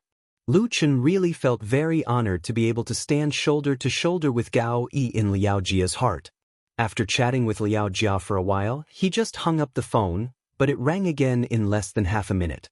There was no way he could continue eating this meal. Lu Chen had no choice but to answer again. This time, it was Mu Xiaochu who called him. After answering 7 or 8 calls in total, Lu Chen finally finished his dinner. He used the hotel's internal line to inform the front desk to clean up and took out his laptop to go online. As soon as he logged into the Waves blog account, Lu Chen was shocked. News is too scary. Regardless of this, Lu Chen turned over the video. After watching the video from a third party's point of view, he felt admiration for the daring photographer. This guy was really not afraid of death. He dared to take photos of the assailant and was not afraid of being shot. After thinking about it, Lu Chen picked up his mobile phone and walked to the window. He took a few photos of the brightly lit Manhattan Island outside. Then he edited and posted his first blog post since arriving in the United States on the computer. It was to tell everyone, especially his fans, that he was safe. Chapter 7:15. Thank you very much for your concern. Everything is fine at the moment. This was Lu Chen's latest blog post on the Waves blog. The content was very simple, which was to report that he was safe, and then attached a photo of the night view of Manhattan Island that had just been taken. The time he posted the blog post was at 21:55 p.m. on the 16th in New York, and it was 9:55 a.m. on the 17th in Beijing. Therefore, this blog post was like a stone thrown into a pool, and it immediately aroused a huge response. My prayers have been answered. Lu Chen, Big Almighty, I have watched your video 10 times. It's so good. In the Waves blog, I only admire the blogger. Is this in Manhattan? The night view is so beautiful. My heart aches for Chen. Remember to rest well. Everyone was very worried. Now we can finally rest assured. Rest assured +1. The response of the fans was naturally extremely enthusiastic. Now, half of the hot search terms on the front page of the Waves blog were related to Lu Chen. It was really hot. Then, as soon as Lu Chen's blog post was posted, many people in the circle who didn't know each other commented and replied one after another, sending piles of blessings and praises. Some were sincere, and some were completely trying to gain popularity. The entire Waves blog was boiling again because of Lu Chen. The main reason was that this incident was too special. The UD-725 flight incident was currently the hottest focus of Tbuk. Countless American media and people had praised Lu Chen as a hero. Very few Chinese people had received such high praise. And his performance at the critical moment could be called a miracle. All kinds of news from the other side of the ocean spread back to China, and everyone was proud. Especially Lu Chen's fans, they were absolutely proud. The next day, Lu Chen got up early. Due to the need to get over the jet lag, he forced himself to sleep again in the middle of the night last night. He didn't sleep for long. After waking up, Lu Chen first went to the bathroom to wash up. Then, he practiced boxing in the living room for an hour. Finally, he took a comfortable hot bath. When Lu Chen refreshed himself and changed into a new set of clothes, Li Mushi came to his room with breakfast. But before they could finish their breakfast, the people sent by the FBI arrived. The press conference that morning was held in New York City Hall at 9:30. Although there were still 2 hours before the official start, the FBI brought him a draft. The other party was probably worried that Lu Chen would spout nonsense or make a fool of himself at the press conference, so he listed a series of questions that might be asked by the reporters. He then attached the answers as references, as well as notes for attention and so on. He printed a total of 5 standard A4 papers. Lu Chen didn't reject the FBI's good intentions. He took the document and got into the FBI's car. Li Mushi accompanied him as his assistant. "Mr. Lu, we meet again." The car sent by the FBI was a long black Cadillac. When Lu Chen and Li Mushi sat in the back seat, a middle-aged man sitting in the front passenger seat turned around and greeted him with a smile. "Hello, Mr. Morpheus from the FBI." Lu Chen smiled and said, "Nice to see you again." Mr. Morpheus shrugged and said, "You'll see me often in the next few days." "There's no need," Lu Chen asked in confusion. "Is the FBI that free?" Being watched by the FBI wasn't a pleasant thing. To be honest, Lu Chen didn't want to see this Mr. Morpheus again. Morpheus said, "Ensuring your safety in the United States is my current job. I hope you can understand." Li Mushi was sensitive. "You're saying that Lu Chen might be in danger?" Her English was much better than Lu Chen's, and she even had a New York accent. Morpheus obviously knew Li Mushi's identity. He smiled and said, "Miss Li, we're just taking precautions against accidents. After all, there are always people who think differently from normal people."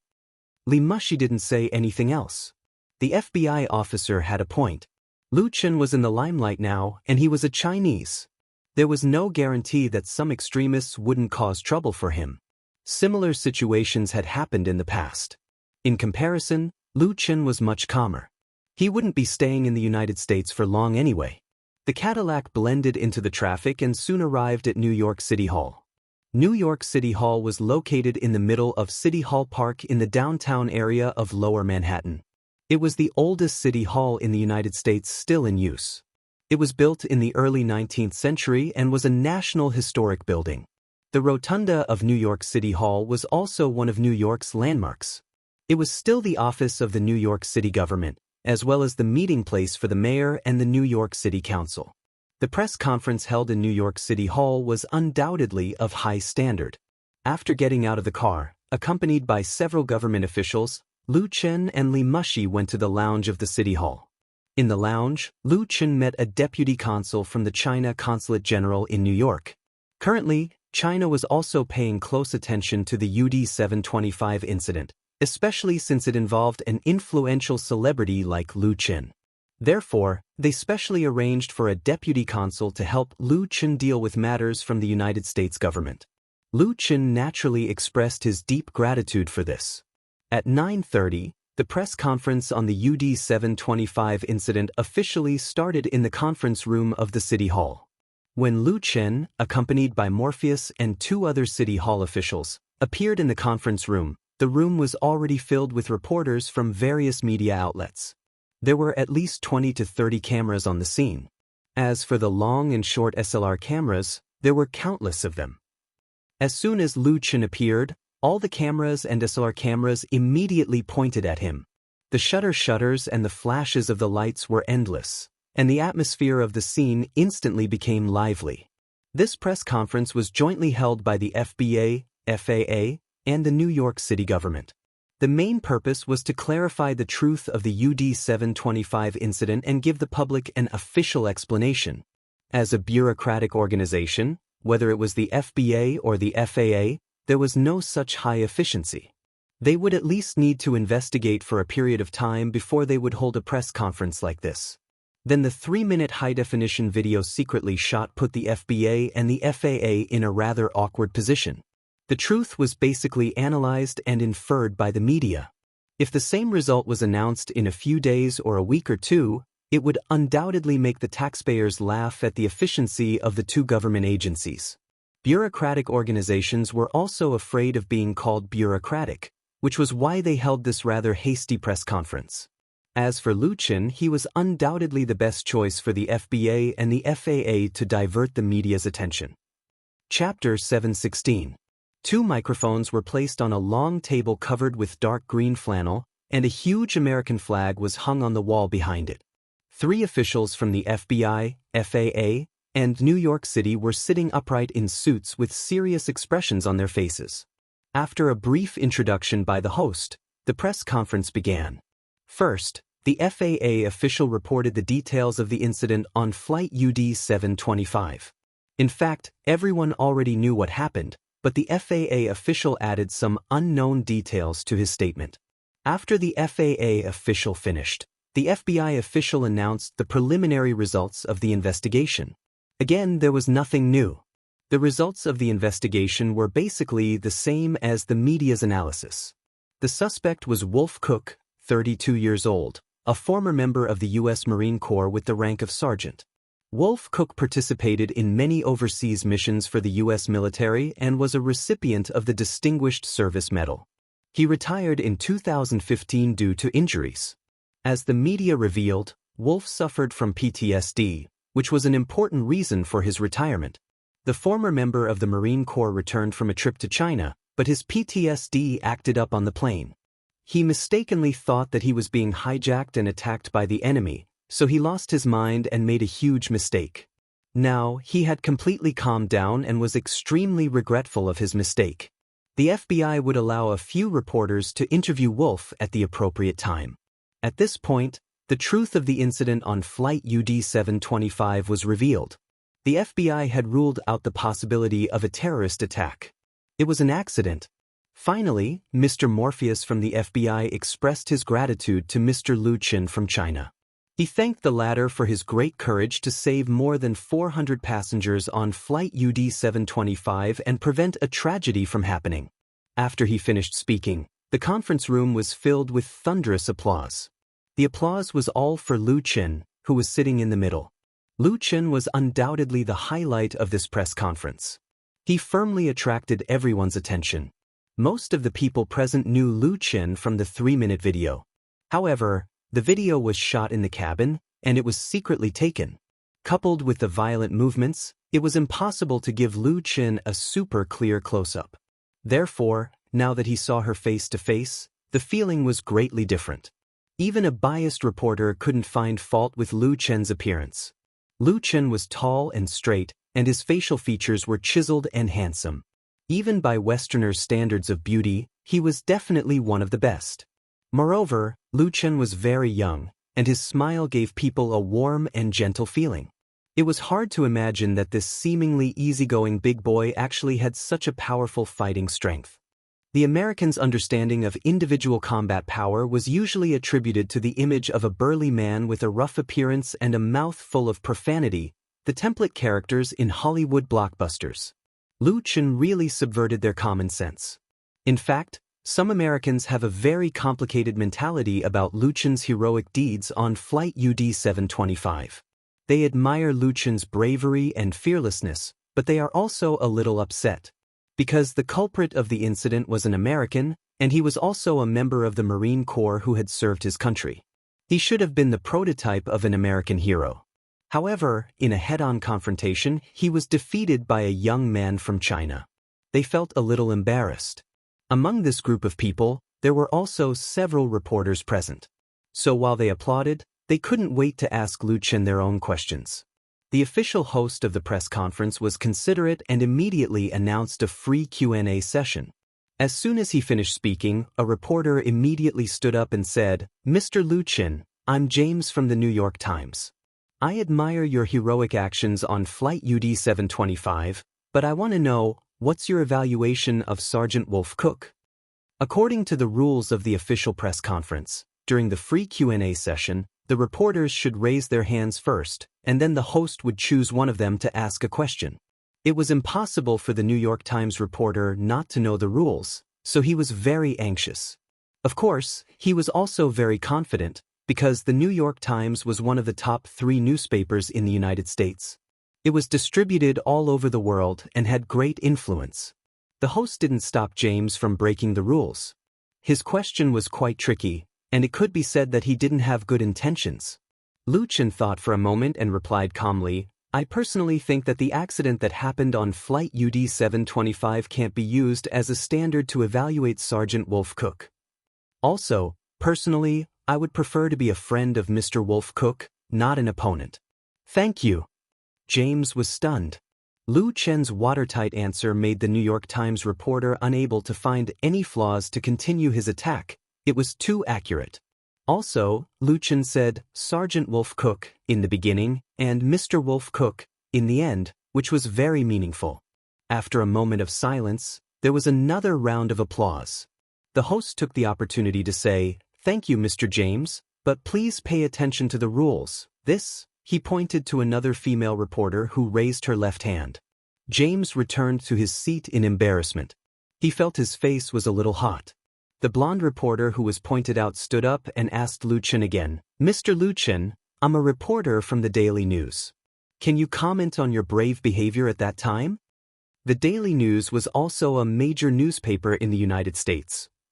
Unlike the New York Times, which was politically serious, the style of this newspaper was more social. For example, its reporter was a beautiful blonde with blue eyes. And the major newspaper reporters in the United States had one thing in common, which was that their interview questions were very bold and direct, which was quite difficult to deal with. If ordinary people were faced with their continuous questions, it would be very easy to deal with them. So before coming, the FBA provided Lu Chen with an interview draft so that he would be mentally prepared. But neither James from the New York Times nor the blonde from the Daily News were included in the draft. Lu Chen smiled calmly and said, "The greater the ability, the greater the responsibility." Lu Chen's answer made everyone's eyes light up. Chapter 717. The greater the ability, the greater the responsibility. Lu Chen's words were not only in line with his own deeds, but also contained a deep meaning and a considerable social philosophy. It was also easy to understand and had the charm of a maxim. The greater one's ability was, the greater the responsibility one should bear. However, in this world, there were many people who had great ability or strength but chose to be selfish and only care about their own interests. In contrast, the courage and responsibility that Lu Chen showed were truly admirable. He knew the danger at the time, and it was impossible for him to ignore the power of the bullets. However, in such a dangerous situation, he resolutely rushed to Wolf Cook, who was out of control. In addition to his ability, the most important thing was that Lu Chen had the will to bear the responsibility that matched his ability. Now that I think about the situation at the time, I'm also afraid. But if I were to turn back time, I don't think my choice would change. Stopping Mr. Wolf Cook's irrational behavior was not only to save everyone on the UD-725 flight, but also to save myself. If I were to evaluate my own behavior, I think I did it with a clear conscience. Thank you. When Lu Chen's voice fell, there was a thunderous applause in the conference room of the New York City Hall. Many reporters stood up and applauded for his wonderful answer, and even gave him a thumbs up. The reporters who were qualified to sit here were all from well-known local media in the United States. They were by no means easily convinced, but their admiration for Lu Chen made them abandon all prejudices and send the warmest and most sincere applause. This scene was faithfully recorded by the cameras on the scene and transmitted back to the TV station in real time. Then, it was transmitted to the televisions of thousands of households through cable and wireless networks. In fact, it was not the first time that Lu Chen had said the phrase, "The greater the ability, the greater the responsibility." The last time he said the same thing was in Hangzhou, when he was also asked by reporters, and it was also because of his heroic behavior. Lu Chen's veteran fans were certainly familiar with this phrase, but the Americans had never heard it before. Therefore, through the dissemination of media reporters, it was quickly known and regarded as a real maxim. Later, when Hollywood's Lions Pictures filmed the movie One Flew Across the Pacific, based on the UD-725 incident, they used this sentence as the theme of the movie. Of course, this was all later. The press conference continued, and the reporters were even more enthusiastic in their interviews. Of course, they basically used the precious opportunity to ask questions on Lu Chen, leaving the officials of the FBI, FAA, and New York City government to the side. However, these officials did not care. Instead, they were happy to do so. They relaxed and happily watched Lu Qin communicate with the reporters. A reporter asked, "Mr. Lu Qin, did you come to the United States this time for tourism or to seek career development?" According to the revelations on the internet, the reporters present knew that Lu Qin was not an ordinary person, but a big star in the Chinese entertainment industry. He had released albums, made movies and TV, and had a high popularity in China. They were naturally very interested in this and guessed whether Lu Qin came to the United States with the intention of developing in Hollywood. This speculation was not the imagination of the reporters. Because Hollywood was the dream factory of the world's movies, it was the dream place of actors from all over the world. In the past, there were many stars from China who came to Hollywood to make a living. However, there were very few who succeeded. But Lu Qin was different. After experiencing the UD 725 incident, he had become familiar with the majority of the American people. It was equivalent to holding a VIP ticket to Hollywood, and he was qualified to knock on the door of any American film company. Not to mention anything else, the UD 725 incident itself was enough to make a blockbuster. Lu Qin himself was the best choice for the protagonist. In the eyes of the reporters, as long as Lu Qin had a little bit of brains, even if he came to the United States for tourism, he could say that he was looking for opportunities to cooperate with Hollywood. Then, there would definitely be a lot of film companies coming to him to give him the opportunity. Lucky China kid. Many reporters labeled Lu Qin in their hearts. However, Lu Qin's answer was beyond everyone's expectations. "This is my first time in the United States. The purpose of this visit is mainly to participate in business negotiations, because the online crowdfunding in which I hold shares is preparing to go public on NASDAQ." Lu Qin was not a fool. How could he not know what the reporters were thinking? But now he really didn't pay much attention to Hollywood, which everyone was flocking to, so he took the opportunity to advertise on the online crowdfunding website. This advertisement is worth at least millions of dollars, right? The reporter who asked the question was stunned and asked incredulously, "Are you a shareholder of the online crowdfunding website?" The online crowdfunding website first appeared in China, but after Li Mushi accepted it, she quickly pushed the online crowdfunding website to the world, establishing branches in the United States and Europe, and vigorously promoting the online crowdfunding model. This new online fundraising model, with its uniqueness and convenience, was quickly pursued by netizens and small entrepreneurs, and its market potential was favored by investors, so it was able to prepare for listing on NASDAQ so quickly. This reporter happened to have been in contact with and participated in online crowdfunding, and had a certain understanding of the US online crowdfunding website, so he was very surprised. He didn't expect that Lu Qin was actually a shareholder of the online crowdfunding website. In addition to him, there were many reporters present who knew about the online crowdfunding website. Everyone was equally surprised and couldn't help but pricking up their ears to listen to Lu Qin's answer. Lu Qin replied, "Yes, I personally hold 10% of the founder's shares of the online crowdfunding website." Since he had advertised for the online crowdfunding website, he might as well make it bigger. He was not afraid of exposing his details, because once the online crowdfunding website went public, the shareholder information would be made public to all investors, and it would be impossible to hide it. Founder's shares. The reporter was stunned. "Are you the founder of the online crowdfunding website?" Lu Qin nodded with a smile. The audience suddenly burst into an uproar. This is too Hollywood. Lu Qin is from the mysterious eastern country, China.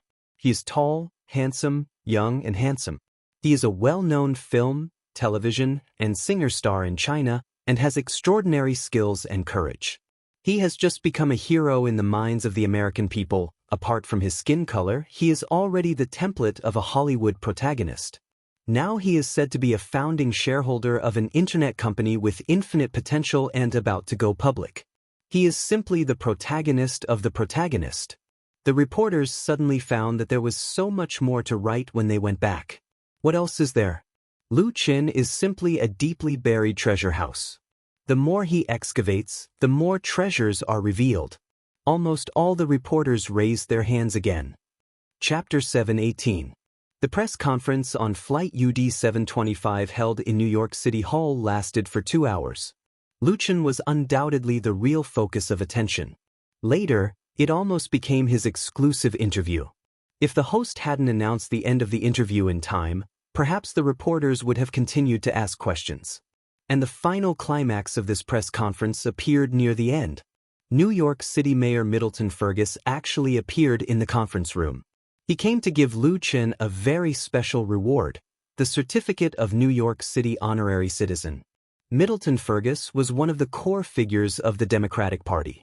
It was said that at the age of 55, he intended to run for the next U.S. president and enjoyed a high political reputation in the U.S. The arrival of the thin, gray-haired mayor of New York City was surprising, and the honorary certificate he personally awarded to Lu Chen was undoubtedly another surprise. The title of New York City Honorary Citizen was not so easy to obtain. It had to be awarded to foreigners who had made great contributions to New York and had considerable social influence. Generally speaking, the award of New York City Honorary Citizen needed to be approved by the City Council. Even if Lu Chen was eligible to receive this honor, it needed a series of procedures from the City Hall to complete it. However, during the term of the Mayor of New York City, there were two direct awards. The honorary citizen that Lu Chen received was one of the awards held by Middleton Fergus. This was rarer than being approved by the City Council, so it inevitably caused a sensation at the scene. New York City Honorary Citizen not only represented an honor. With this status, foreigners could enjoy a lot of benefits, such as entry and exit of New York, residence time, work permits, etc. It would be very convenient to apply for U.S. citizenship. Lu Chen was not the first Chinese person to receive the title of New York City Honorary Citizen, but it was definitely the first in the domestic entertainment industry. It was undoubtedly a commendable honor. After Mayor Middleton awarded the certificate to Lu Chen, he chatted with him cordially and took a photo with him. At this point, the press conference was truly over. Back in the lounge, Lu Chen's forehead was covered with fine sweat. These media reporters were much more difficult to deal with than domestic entertainment reporters, and many of the questions were quite tricky. He had to deal with them to avoid being caught by the loopholes in his words. "Your performance can be said to be perfect." Li Mushi gave him a thumbs up. "To be honest, I admire you very much." Li Mushi watched the entire press conference as Lu Chen's assistant. She was impressed by Lu Chen's performance. American reporters weren't easy to mess with. To be able to persist for such a long time and not make any mistakes after being asked so many questions, he was really extraordinary. Lu Chen smiled bitterly and said, "To be honest, if this continues, I won't be able to hold on much longer." Li Mushi smiled and said, "Then let's go back. Have a good rest. The negotiation with those people on Wall Street can be postponed for a few days. I believe they won't have any objections." This time, Lu Chen has also given a wave of beautiful advertising publicity to the online crowdfunding website. When the news is broadcast, it will inevitably let more people know about the online crowdfunding website. Big will undoubtedly increase the online crowdfunding website's chips to be listed on NASDAQ. Nowadays, Lu Chen, in the eyes of the Americans, has a heroic aura, and his favorability is max.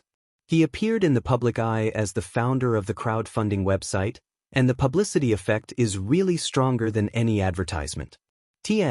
When Lu Chen specifically mentioned the online crowdfunding website, Li Mushi simply wanted to hug him and kiss him hard. She has more confidence to negotiate with the vampires on Wall Street. The two returned to the Hilton Hotel together. Lunch was treated by Li Mushi in the luxury restaurant of the Hilton Hotel, and Wang Yan was also there. Until now, Wang Yan has finally recovered from her state of panic. Since arriving in New York, she has been in touch with her relatives and friends in China. The taste of experiencing a life-and-death crisis is really hard to describe in words. Just after lunch, Li Mushi received a phone call. She chatted with the other party in English for a few minutes, then hung up and looked at Lu Chen with a strange look. Lu Chen couldn't help touching his face and asked, "What's wrong?" Li Mushi's eyes seemed to have a flower on his face. Li Mushi asked very seriously, "Do you know who called me just now?" Lu Chen was speechless. "How would I know?" Li Mushi showed a proud smile. "It's Irene Christian's assistant." Before Lu Chen could react, Wang Yan was shocked first. "Irene Christian? No way. Lu Chen also remembered who this Irene Christian was. She is the queen of the American talk show. Irene's talk show is the ace program of New York TV in the United States. Since it began broadcasting in 1997, it has maintained the #1 ratings of the same type of program for 20 years. It is also the longest-running daytime TV talk show in the history of the United States. In the United States, this program has an audience of more than 30 million people every week. It is broadcast in more than 100 countries and regions overseas. It is known as the most watched talk show in the history of TV. It has won 35 Emmy Awards and has a great influence. Irene Christian is the well-deserved queen of talk shows. She was born in Queens, New York. Her family was poor since she was a child. Her father died early and her mother was a drug addict. She completely relied on her own hard work to finish college. Later, she entered New York TV as a program assistant. Also relying on her own hard work and talent, she completed the gorgeous transformation from assistant to program editor and then to program host, becoming an inspirational idol in the hearts of countless Americans. Li Mushi and Wang Yan both studied and worked in the United States, so they are very clear about what Irene Christian's name means. Li Mushi said with a smile, "Irene Christian invited Lu Chen on her program." Those who are qualified to be invited on the program by the queen of talk shows are all current hot people. They must have a great influence, and it is also an honor for the invitees. However, even though Lu Chen knew the name of the queen of talk shows, he did not have much of an impression, let alone feel flattered. Instead, he was more curious about how the other party's assistant called Li Mushi's cell phone. New York TV contacted China first. "Lu," she told them, "your contact information and mine." Li Mushi waved the cell phone and said, "Irene's assistant contacted me first." Chapter 719. After the press conference held by the FBI and the FAA on the UD 725 flight incident, in addition to the live broadcast of the relevant news videos and interviews, the follow-up content was quickly broadcast on major TV stations and quickly appeared on the homepage of newspapers in the United States. At the same time, these news videos were also transmitted to all parts of the world, of course, including China. The domestic public opinion was already in a state of boiling, and this time it was like adding fuel to the fire. For a time, Lu Chen's photos could be seen everywhere on domestic TV stations, newspapers, magazines, and online media.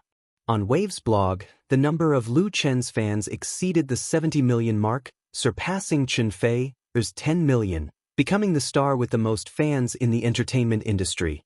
Countless fans poured into his blog to leave praises. But there are also fans who are worried. They are worried about whether Lu Chen, who has just been awarded the title of Honorary Citizen of New York City, will choose to emigrate. With this title, if Lu Chen wants to emigrate to the United States, there will be no difficulty at all. The Immigration Service of the United States guarantees that they will welcome him with open hands. With Lu Chen's current exposure and popularity in the United States, once he emigrates to the United States and then enters Hollywood to develop, none of the 7 major film companies in the United States will not open their doors to him. Such a temptation, I am afraid, is hard to refuse. In the past, there were many popular domestic stars who sharpened their heads to Hollywood. Many of them have emigrated to the United States, but few have been successful. Lu Chen's conditions are much better than theirs. The worries of these fans are not unreasonable and even caused a lot of reaction and debate in Lu Chen's fan group. However, that night, Lu Chen said on his blog that if there is a chance, he is willing to cooperate with Hollywood film companies, but he has no idea of emigrating to the United States. He said on his blog, "I was born here, grew up here, sang and cried here, and would like to sleep here forever." Lu Chen's statement immediately calmed all the debates on whether he should emigrate to the United States on the domestic internet and made him more popular. The day after the press conference, Lu Chen followed Li Mushi to participate in negotiations with Wall Street investors. This was a business negotiation that had originally been scheduled, involving the key to the listing of online crowdfunding on NASDAQ. At present, whether in terms of market scale, response and profit prospects, online crowdfunding has met the requirements for listing on NASDAQ, but meeting the requirements and going public are not the same thing. To put it simply, If you wanted to make money in someone else's territory, you had to abide by the rules of the game set by them. Otherwise, they wouldn't even let you play, no matter how mature you were. Crowdfunding is listed on NASDAQ, and shares and share value are very important. First of all, Imushi's shares are too high and must be diluted to introduce more investors to form the so-called healthy listing ratio. In addition, U.S. underwriters and brokers were required to underwrite the shares, and a portion of the profits had to be split. Therefore, any foreign company that wanted to be listed on NASDAQ had to go through a fierce process. Imushi had been in the United States for several months and had conducted countless negotiations with Wall Street investors. Lu Chen didn't really understand much about these business matters, but as the founder of online crowdfunding and with 10% of the founder's shares, he couldn't stay out of it. In order to ensure that the online crowdfunding could finally be successfully listed on NASDAQ and not let Imushi's hard work go to waste, he was duty-bound. The location of the negotiation was in the conference room at the headquarters of Dawson Investment Bank on Wall Street. When Lu Chen and Imushi stepped into the Dawson Bank conference room with their assistants and lawyers, many Wall Street elites who had been waiting inside stood up and welcomed them with warm applause. Imushi had never enjoyed such treatment before. Their applause was for Lu Chen, because now Lu Chen was a hero in the eyes of the American people. These elites came up to shake hands with Lu Chen, appearing very enthusiastic and not stingy with their praise. But when they sat down again to start negotiations, they refused to budge on the issue of interests. The whole morning passed in a battle of words. On the way back, Lu Chen sighed and said, "Fortunately, I chose to sing instead of doing business. Otherwise, negotiating with these people would be exhausting." Lu Chen was absolutely sincere. He didn't lack business ideas, but he didn't have a shrewd mind that was good at scheming and scheming. No matter how many good ideas he had, they would only be a wedding dress for others. During the whole negotiation process in the morning, Lu Chen basically listened. When it came to his own interests, it was up to Wang Yan to negotiate. He was completely a symbolic existence. Lu Chen didn't think there was anything wrong with this. If he went to negotiate by himself, it was estimated that he would be gnawed clean by these Wall Street elites in the end. Imushi said with a smile, "There's been a big breakthrough this time, and you've contributed to it." The key to the breakthrough was yesterday's press conference. Lu Chen really made a good advertisement for the online crowdfunding, which greatly enhanced the popularity of the online crowdfunding and added chips to today's negotiations. So Imushi was in a very relaxed mood. She answered a phone call in the car, hung up after a few words, and then said to Lu Chen, "I still have something to do. I'll take you to the hotel gate. Can you solve your lunch by yourself? Wang Yan also needs to come with me." Lu Chen didn't think too much about it and said, "No problem. If there's anything, we'll contact each other by phone." At the entrance of the Hilton Hotel, Imushi put Lu Chen down by himself. When she said goodbye, she smiled mysteriously and said, "Then you should pay attention to your health. Don't work too hard." Lu Chen nodded, a little puzzled. But soon he knew what was going on. Back in his room, Lu Chen had just opened the door with his room card when a beautiful figure with a fragrant wind rushed into his arms, giving him a warm and fragrant embrace. Why are you here?" Lu Chen couldn't believe his eyes, because the person he was holding in his arms was Chen Fei. Chen smiled and said, "Why can't I come? I missed you, so I came." At this moment, Lu Chen's mood really couldn't be described in words. He closed the door with his foot, picked up Chen Fei, and strode towards the bedroom with her in his arms. At this time, there was no need to say anything, just show it with action. You're tuning in to the Dreamy Chapters YouTube channel. We're so grateful for your support, and don't forget to subscribe to join us on this incredible journey through captivating stories. Your generosity through donations truly makes a world of difference, as it's the primary source of revenue that allows me to expand and enhance this channel for you. Thank you from the bottom of my heart for being a part of this adventure.